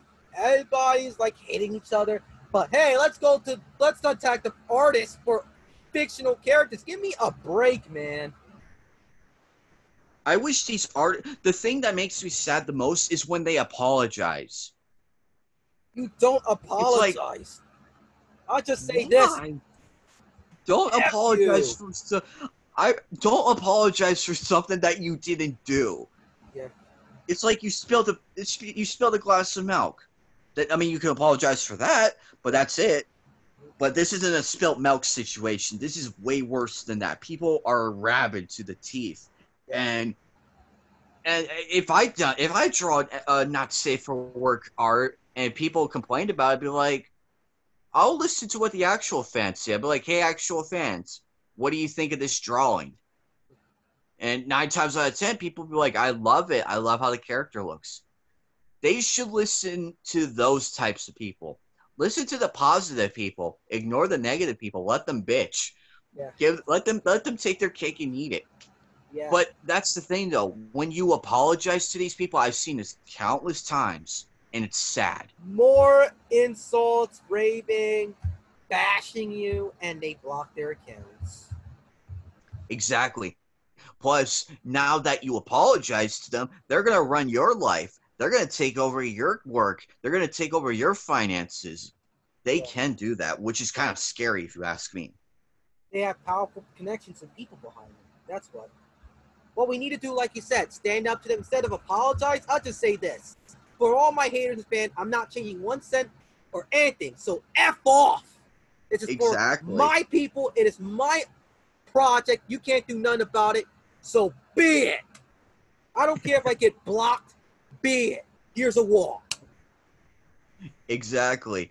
But the stupid thing is, they're doing petty shit. They're going after the sponsors of people and everything. It's like, why not just attack the person directly? Why go after the sponsor? Cowards, man. They're just cowards. I mean, I'd rather respect the hate. I mean, if the hater comes after me and they hate on me, I'll respect them for taking their hate out on me rather than going after one of my sponsors. I'll happily take the hate. They don't have to. My sponsors don't have to worry about it. I'll handle the heat. They can just go about their daily lives. But no, they decide to go around the person and go hate on them for like, whoa, why are you supporting this person? And that's doesn't want to ruin their life. They're just sad people. Despite you, what you look happy. These people probably look freaking worse. They have probably more depression. You're gonna love this. Yeah. The same people that attack others have anime profile pics. Anime profile pics, a unicorn pic, furries. Exactly, and I'm like, what? I'm looking. I'm like, are you an actual fan or are you just here to alienate us? What is your game? Yeah, there's probably one of the kids in high school that bully us, but at least they're straight up about it. At least they're just fake anime fans who don't even look at the classics, who don't care about it. They just care about 1 or 2 series, and that's freaking it. This makes our school bullies. It's still not football. Hold on. Let's talk to my little brother. Oh, okay. But yeah, this makes our school bullies that we had back then. At least with that, I respect my I respect my school bullies better. Yeah, here's the funny part about they make them look good. By far, because at least they were direct. Yeah. They insulted us. Did we take an ass beating? Yes, we took an ass beating. And but at the end of the day, they had enough class to come at us. Yes. And insult us like men, rather than hide behind a little fucking keyboard and go blah, you're ugly, blah blah blah blah blah blah. Yep. It's like, dude, you're insulting me, but yet you have a profile picture of a fictional character. Who's the idiot in this one? You are. Or a K-pop stan too. Oh, them. Oh dear, the K-pop community. You know what their songs are about? I looked up on some lyrics on some of them, and yes, it's about those topics. Oh dear, after seeing the attacks on the K-pop community, it's like, where do we even begin? Yeah, it's just people looking for clout. Sorry about the interruption, real quick. People are just looking for clout, looking for, hey, I need some followers. I need to be cool in the community. Bitch, what you need to be in the community is show your worth, like I'm doing. Start a podcast. It's a $45 blue snowball. Start a podcast. Well, that's Start a cool interact with your fellow fans. Build your audience. Exactly. Interact with us. We're cool. But the reason why people want to gatekeep is it's like going into your own home. You invited some people over because you're a cool guy, and they start insulting you and belittling you in your own fucking home. And like, it's ridiculous. yeah. Plus, I mean, most people. I'm building up my channel too by doing all this because I realized that I'm like, hey, I gotta do more than figure showcase writers. I gotta do more. So, Yeah. which is why I've been doing the PS4 streams, and why I'm on this podcast with you. Which, by the way, I thank you for inviting me on. I forgot to say that in the beginning. Oh, That thank was you, my dude. fault. I appreciate it. I appreciate anyone. Just give me a DM, and I'll glad to put anyone on the podcast. If I'm really cool with them, or I'm really cool with, I'm a really cool dude. I don't care if you're an LGBTQ alphabet person. You're going on my podcast. If we're But cool. the fact that you invited me to come on is the mutual respect. It's like, hey, do you want to come? Do you want to come on? Like, do you want to come on my podcast? And I'm like, yes, I would love that because I'm like trying to expand more on everything, like get to know the people that follow me on Twitter and everything, and which is why I try my hardest to do my own streams. It may not be perfect. It may not be perfect, but at least I'm trying. Yeah. And am I going to be as successful as PewDiePie and all of them? No. No, but at least I'm making an effort to get to that level. I'm making an effort. Yes, we're just being like people, like streaming was supposed to be. Streaming was supposed to be like cool kids, like you're this cool kid at school and say, "Hey, you guys, want to come to my place to play some video games? I got this cool game. Want to come watch?" And we'll just chat and talk about video games. Even though that looks creepy in today's standards, that is what streaming is today. It's like inviting someone virtually into your virtually into their personal experience and watching them play video games. Yes, exactly. And it's ridiculous because some channels blow up, but also fame. Here's what worries me. The fame. Yeah, but I'm more and why I'm so weary of it is because I'm somewhat known, Yeah. but I'm not letting that fame go to my head. I'm trying not to let it go to my head, unlike Yeah. most of the other people I've seen it happen to. It changes people, It's and that's scary. I know that one guy, a couple people told me about this too, about fame and power and how it messes up people. Even like it messes with the heart. Even though you're not the religious person, but in Islam, basically, it talks about the human condition in the heart and how like money changes people. Yeah. It's exactly that. Money and power is influence, which is basically power, and it warps people to the point of being assholes. I don't mind voice actors because they worked for it and whatnot. Some may be even cool, some may be even nice, but the fame sometimes just destroys their mentality. Exactly, and that's why I have and that's why I have Mr. Anime and a few other people who I trust, who know if they see a change in me, they'll call me out on it and be like, "Hey, what happened to you?" and everything. I want to be called out. Like, Yeah. hey, pay attention to what you're doing. It's better to be called out than be lied to. Exactly. Say what it is. Say the truth. And it's man. like if they don't like what I'm doing, I'll happily if my friends don't like what I'm doing, I will happily change it and stop doing that because they're legitimately concerned. There's a legit concern versus the criticism. Yeah. Just be straight up. Just be like, hey, I don't like what you're doing with this. And I'm like, okay, what do you want me to do to change it so that way we don't get into this problem again? Exactly. You want improvements, not just like lip service, like, oh, I don't like that. No.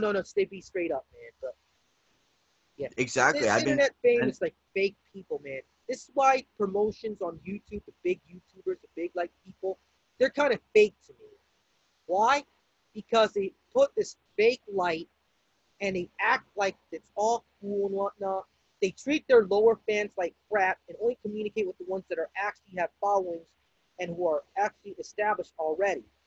Probably know about this already, but yeah, I've noticed that because it's ridiculous.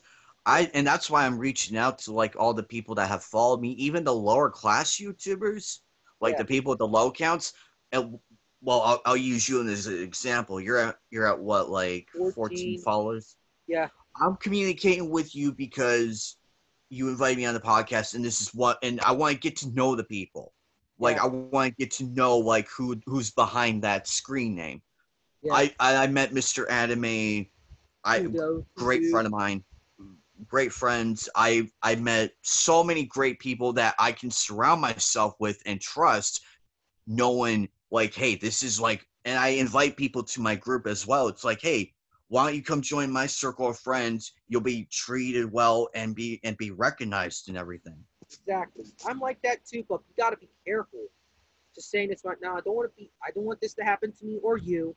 There's some people that are actually kind of dicks and betray you, but I've had that happen multiple times, but I've been more careful with who I, and that's the thing. I've been more careful with who I accept, though. It's like, yeah, okay, how do I know you're not going to stab me in the back, or back. what is your agenda?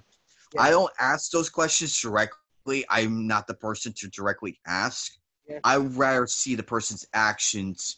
And basically I just judge people on their actions, how their behavioral is. Yeah. If you respect me, I'll respect you. But if you disrespect me, expect it back. I will throw shit right back. Yeah. Even if I have to get a fucking cannon to do it. Yeah. Yeah. I will come in with a cannon. I will be like, hey, I heard you talking mad crap about me. Here's all the crap in this can I'm about to fire back. Be ready for it. Yeah. Yep. But the thing is, though, my point is, I'm worried that if I become too successful, it's going to go to my head and I'll lose sight of what got me there. Exactly. And that's the number one thing. And that's the number one thing. Yeah. People forget where they came from. Yeah. And I'm worried that it'll happen to me as well. And that's what that's what worries me. Yeah. Because this big popular culture thing that's accepted. If you watch Giga or any other popular YouTuber, I think of them as fake. I feel a disconnection to them. Because they don't directly talk to their audience, get to know them. I've noticed that lately. Like, they'll mention a few people here and there, but everybody else. Who gave them money in their Patreons. Like, lots of money, not the $5 ones, like the hundreds, the $50 ones, 25 ones. Actually, I was talking to a few people through my stream the other night. I mentioned like I'm in mode of thinking that I would do a Patreon, but my first goal would be like donate $1, get a shout out. Yeah. Something simple and basic at least. But unfortunately, I've seen what Patreon's been doing lately, and I'm weary. Nope, I'm not doing that crap. Nope. And it's making me rethink it. Like, yeah. I'm like in that constant struggle. Like, do I want to create one, or do I want to just legitimately build up my channel to where I can get super chats? Yeah, I'll do the super chat thing. I'll just build my channel the natural way, like I'm doing with my Twitter page. Got it abandoned for like 2 to 3 years, and then I started being active on it. And it's a slow climb. I got to like 300 followers. I'm at 457. Yeah, but that's the level of influence, though, because I didn't expect to hit that high. I'm not tooting my own horn or anything, but it came as a shock to me. I'm like, whoa. Yeah. I didn't realize people liked my shit. Same here, dude. You got some people following you, giving you likes and retweets. Be active in those communities. Yeah. But it's just ridiculous that all these big YouTubers are ignoring their fans. Just like the distributors, like Funimation and Viz Media, Warner Brothers, Paramount, etc. Ignoring their fans. Exactly. It's not even a joke. It's scary. Exactly. Plus, and another reason for my channel is because I want to interact with the people that have subscribed. I want to interact. Like, hey, come on to the stream. Introduce yourself. Say hello. Say we can talk about anything. I want to get to know the people, and that's not a bad thing. It may sound creepy, yes, but it's a mutual respect. Like, you seem like an interesting guy. I want to get to know you. Let's talk and see what common likes we have, and maybe we'll become friends. Exactly. We're seeing less and less of that now. It's like, let me get popular. Let me climb up the ladders and kick the ones that are below me. Or when I get to the top, let me just toss the ladder down, toss it off the wall. The end. Exactly that. I feel like that's what most people did when they became too popular for their brain. They just forgot who their fans are, and they're like talking to their backers, like their funders and shit. It's like, why are you talking to them? Yes, I get that they're one of your funders and everything, but talk to the actual people who are fucking appearing on the stream, or the podcast or the live stream or whatever it is. Interact with those people. Give them some time. Like, hi, dude. Thank you for the hello and everything. Yeah. Let them feel welcomed. Yeah. Which in my streams, you'll probably notice that I'm like, welcome everybody to the stream, or those who showed up, welcome. Make yourself comfortable. Yeah. And I get most people are shy to say anything. I get that. I'm not upset about it. I just want you to see you play video games.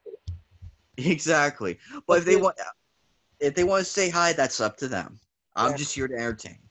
Exactly. You miss people like that. There's rarely any people these days that have big, huge followings that give the amount of time. They don't even give, like, a lot of people likes or even retweets or even a comment back on you. There's some little bit of people in the world. And you'd be surprised, only a little bit. But most of them ignore their actual fans that gave them that far in support. Yeah. If I manage to get Vic McDonald support or so, I just want to give him support. Like, even though it's a letter or so, I'll give him a letter of my support and tell him he did a good job. He's always my Edward Eric to me. Exactly. I mean, Vic Mignola, Mignola, I can't pronounce it. I can't even do it either. But I'll support him. I'll support Chuck Huber. I'll support anybody who actually cares about their fans. Yeah, who's Chuck Huber again? Heard the name. Forgot what he played. Oh, he played Hiei in Yu Hakusho? Yeah, Yu Hakusho. Yeah. That's the only I can remember off the top of my head. I don't know what else he does, but I know he's popular though.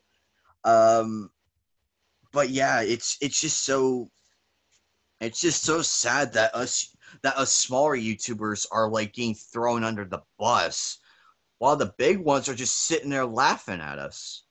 Yeah. Like, haha, we're sitting in our $1 million mansions and shit like that. Here's the fun part: you're depressed as a result. Like, I'm depressed, I'm having problems.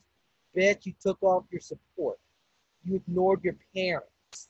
Even your parents who love you are kind of concerned for your ass. And you probably called them out for that and brushed them aside. Exactly. Plus, I'm the type of person who doesn't forget where they came from. Exactly. I mean, I didn't become successful on my own. Others got you there. Huh? Others got you there first. Like, yes. And I showed them how grateful I am. I told everybody, thank you for the support and everything. It's appreciated.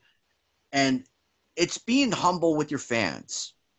They got you there. They gave a shit about you. Would they have ignored you in the beginning? Probably. Yeah. But they looked at you with interest, like, hey, I like what this guy is doing. Let's give him a watch or something. Yeah.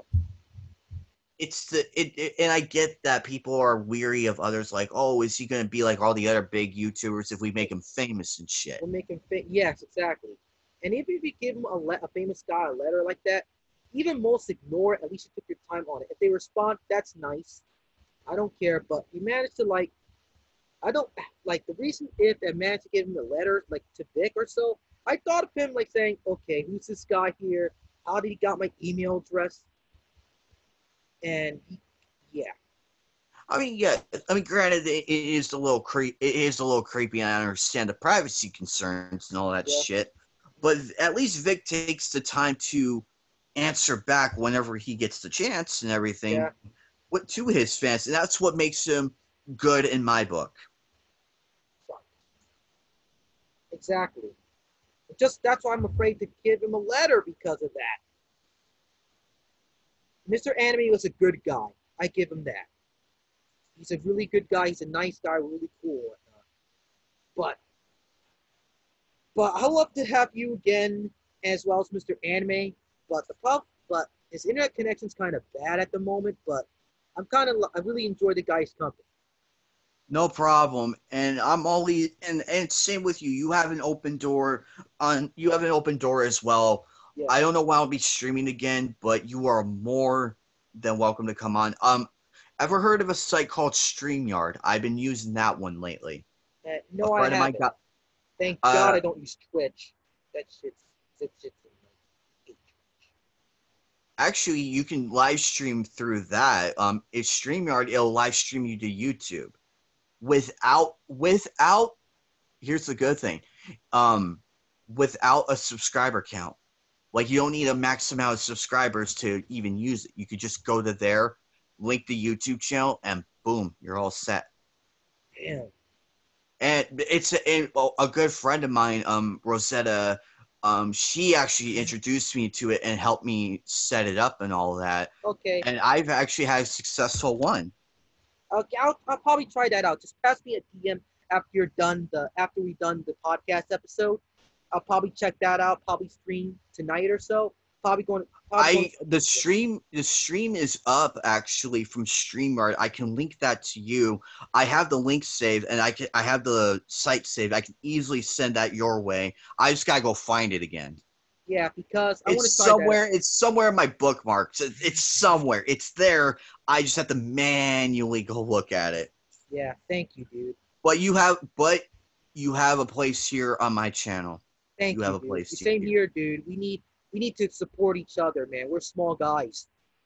And Mr. Anime did send me to you. He's like, hey, this guy has a podcast. This would be great for you. Go check him out. I need to give that guy a shout out, man. If he's watching this, I'll tell you, dude, I'm editing your podcast right now. I'm just at my mom's chilling. When I get back or I have the time, I'll edit your episode and whatnot.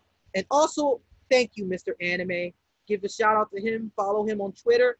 He's a really good friend of mine, associate. We talk about anime and shit all the time. If you love anime and games, feel free to join the Omega. Feel free to be part of my army. Real quick, episode 50 of Figure Showcase Fridays. I am going to be live streaming that. If you want to come on and join, more than happy. Okay. You wonder how continue first.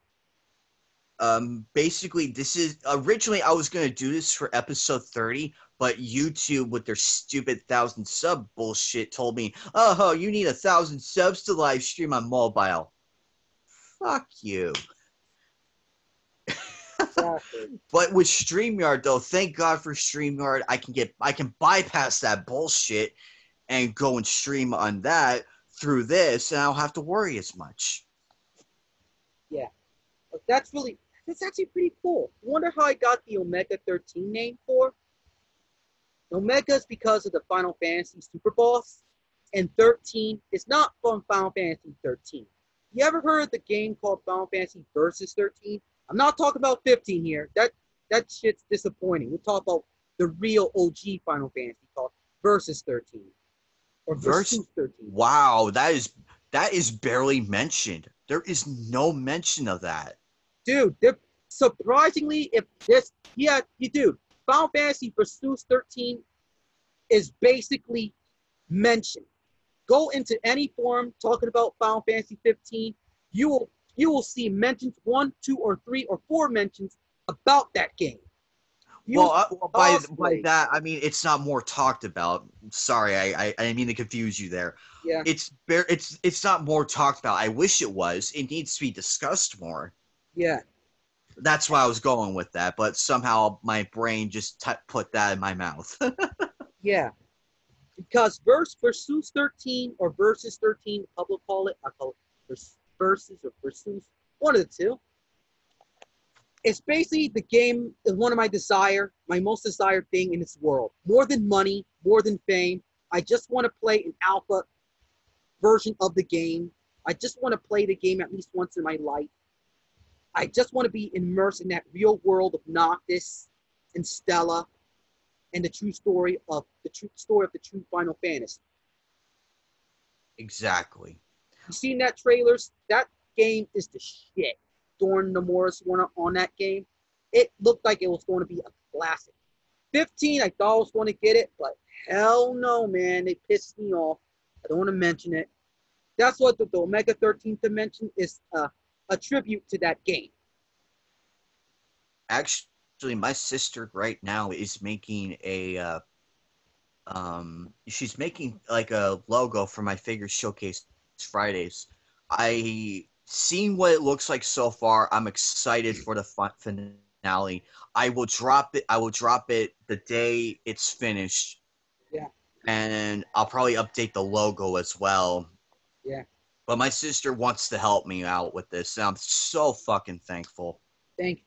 Yeah, it's really cool of her. They really actually support this. Mike, when I told my dad and mom about a podcast, guess what? They supported me for doing this. Started a podcast and whatnot. Because I'm a video editor by trade. My dad mostly trained me using Adobe and Final Cut Pro. I have various, but I'm mostly comfortable with Adobe Premiere. And that's but the fact that your parents actually support you is huge. And, exactly. and I wish parents were like that nowadays. Like they were more supportive of what their kid does versus bringing them down. Like, oh, you'll never make money off of that. Blah blah. That ain't a real job. It actually is. It actually is. Look at this podcast. Put it on your resume for fun things to do. It'll land you, or it gives you experience on broadcasting. Exactly. And at my old job before I got my new one, I've had multiple customers tell me I should go for radio because they told me I have like a radio like voice. I'm like, well, I appreciate the compliment, even though it was a little creepy, but yeah. But the fact they complimented made my day. Exactly, it makes your day. Even one or two comments makes your freaking day, man. At least they were nice enough, though. Exactly. At least it's better than working at McDonald's. That's trust me. I worked at fast food for 4 years. Oh. A survivor of... I will tell you, I am happy to be out. I work in a grocery store as a produce clerk. Simplest job ever. It's simple. It requires lifting and all that, but it's not that bad. All you're doing is rotating fruit, making it look nice and everything, and that's it. That's all you're doing. And guess what? The beautiful thing is 9 times out of 10, the customer won't bother you. They won't yell at you. They'll be like, all they want to know is, hey, where are the apples at, or where is this at? Simple as that. I'm good at that stuff. That's it. That's all they'll ask. And you'll tell them, oh, it's in aisle 6 or some shit like that. And they'll be on their merry way. And you'll get back to what you're doing. Versus being yelled at or having a gun brandished on you in the drive-thru. Yeah. And your supervisor's like telling you, hurry up, or why do you keep on making mistakes? They don't. They don't even give a shit about you. I felt like worthless there. Luckily, I have a friend there. He gave me support. I gave him support. That's one good thing about that place. I got a friend from that place. Exactly. My new bosses they're really fucking cool. They actually helped me out. They gave me some pointers like, hey, grab that piece of paper, grab a pen, let's go walk around together and see what needs to restock. Yeah. And it actually helped.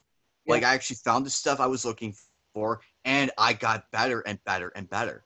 They were there to help build and everything. Yeah. They care about they care about their employees. Fast food, they don't give a shit. Exactly. Hey, can I tell you something? I don't want to give back nightmares, but you actually got a gun pointed at you? Well, not directly at me. I remember it was during a rush. It was raining out and we were running out of chicken. I forget what year it was. It was during my 4-year tenure. A customer got upset because we didn't have like the product they were asking for. And they were like mouthing, foaming of the mouth. Their passenger lifted up his shirt and showed a 9mm with their hand on it. What the fuck over some food, man? What the? You Over shouldn't be. some food. You shouldn't Over be some holding a gun at all. and and I was like I was like I kept my eye on the passenger while I was handling. I was like trying to calm the dude down, like explain like, hey, look, if it makes you feel better, I'll go to the back right now and go look to see if we have it, and I'll come back. Just wait right here. I go back, come back, and tell him I looked everywhere. Unfortunately, we don't have the product. I asked the cook himself, and he gets even more pissed off with me. And the guy with the gun was like slowly raising it, like slow. And I'm like, fuck no. I grab my manager. I'm like, look, you either deal with him or there's going to be bullets flying. Yeah. And so my manager handled it. Yeah. I've also had a point where someone actually brandished a knife. Which area you lived at? Because these people sound insane. I worked at a KFC for 4 years over chicken. And here's the thing, though. I was off work. I was waiting for my ride, and a customer was yelling at me over something so stupid I had no involvement in. Hey, dude, And you're off of work and he brandished a knife at you? yeah, I'm like, well, what's stopping you? I went after him. I'm like, hey, you want to brandish the knife on me? Let's go. You want to complain about not having napkins and sauces and shit? Why are you taking it out on me? You want to brandish your little knife? Why don't you get the fuck out of your car? Come at me. Let's go. Let's get this over with. I'm waiting for my fucking ride. I want to go home. Yeah, man, you're. And that dude sped off though, because I challenged him on that. Yeah. I would have gotten hurt, yes. Yeah. Granted, had he had the balls, he would have probably gotten out of there, and I would have ended up with stab wounds. Stab wounds or even killed him. Yes, but here's the thing, though. Most of them are pussies. Exactly. They're all talking, no bite. Yeah. Most of them. Not everybody. Most of them are. Of the people I've dealt with, and I've had a lot of people threaten to come to my house and beat the fuck out of me. I'm like, here, let's go to my house together. I'll walk with me, and we'll do the fight. Yeah. That's the thing, though. You gotta challenge them sometimes. Yeah. Because some people, they'll just take you for a weak person. They hate strong people. Yeah. But I'm happy I'm sitting here today, completely free of all that. Same here. I hated McDonald's for 7 months. Like graveyard shift. But working at a grocery store though. Yeah. It's a whole different ball game. It may be a new job, yes. It may be on new waters for you to try. Yeah. But when I looked at the good of it, and because I was so worried and everything, like, oh God, I'm gonna have more customers get in my face. I was reliving everything from my last job. Yeah. Because working at fast food for 4 years, it does things to you. Yeah. Heck, when I finally left, the first night I had no sleep. The second night I hear the drive-through bell go off. I'm like, welcome to KFC. How may I take your order? And all of a sudden I realize I'm in my room. I'm like, I need to get a grip on my reality. Dude, when I first left McDonald's, I had trouble sleeping. Like I can't even sleep. Split up throughout the night. I slept almost throughout the day. It's like 1, 2 in the afternoon. Man, messed up stuff, man. Is there anything else you want to talk about and bring up? Because it's getting kind of late. Oh, what time is it there? It's around 8:42 where I'm at. It's 5:42 where I'm at. Oh, Pacific. You live in the Pacific or Central? I'm living something like that. We'll call it Pacific time. Yes. Because I kind of need to cook dinner now. and whatnot. Oh, So, and it's nice it, talking to you, Mr. Anime Knight. I'll hopefully bring you back on for another episode as well. and you are more than welcome on my stream. I will. I'm trying to set up a date. I'm waiting on the unboxing one I have planned currently. I'm just waiting on Mr. Anime and a few others because they're waiting on their figures that they want to unbox. So I'm waiting on them. I don't have anything to unbox except some model kits, which I don't plan to actually like build yet. So I can wait on you as well. I don't mind don't. waiting. If you guys are going, that is fine. That is fine, dude. And all to say for now, if for people who are interested, if you like this episode, please comment below the comment box below the video, subscribe on the channel. Don't forget to ring that bell and like the video. Don't forget to check out the Anchor or the Spotify or Google Podcast or Apple or whatever podcast floats your boat. Don't forget to sign on that. And before I sign off, thanks for having Mr. AnimeKnight92 come over. Any last words? I just want to say thank you to Omega for having me on this wonderful podcast. It's great to be in a different area of the media.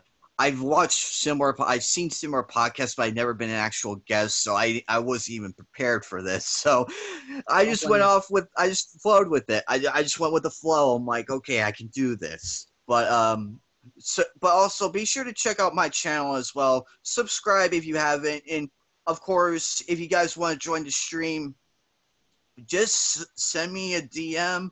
We'll get it going one way or another. Yeah. I should try out the Streamlabs stuff. Streamlabs, what's that place called? You can just send me the link to that. StreamYard, I'll probably try that out and probably get my stream going as well. I'll play various video games as well. And this is your boy, the Omega Katana the 13th, signing off. And thanks for having you over, and give a shout out to Mr. Anime for bringing him on the show. Recommend him on the podcast. Really appreciate the guy. I'll give him a shout out. Give him a shout out as well. And if you want to be on the podcast, feel free to give me a DM, and I'll happily arrange a time for you to join the podcast. That's all to say for now. This is your general and protector of the Omega 13 podcast, signing off and closing the gates of the Omega 13 dimension. And that's all to say for now. Sayonara and God bless.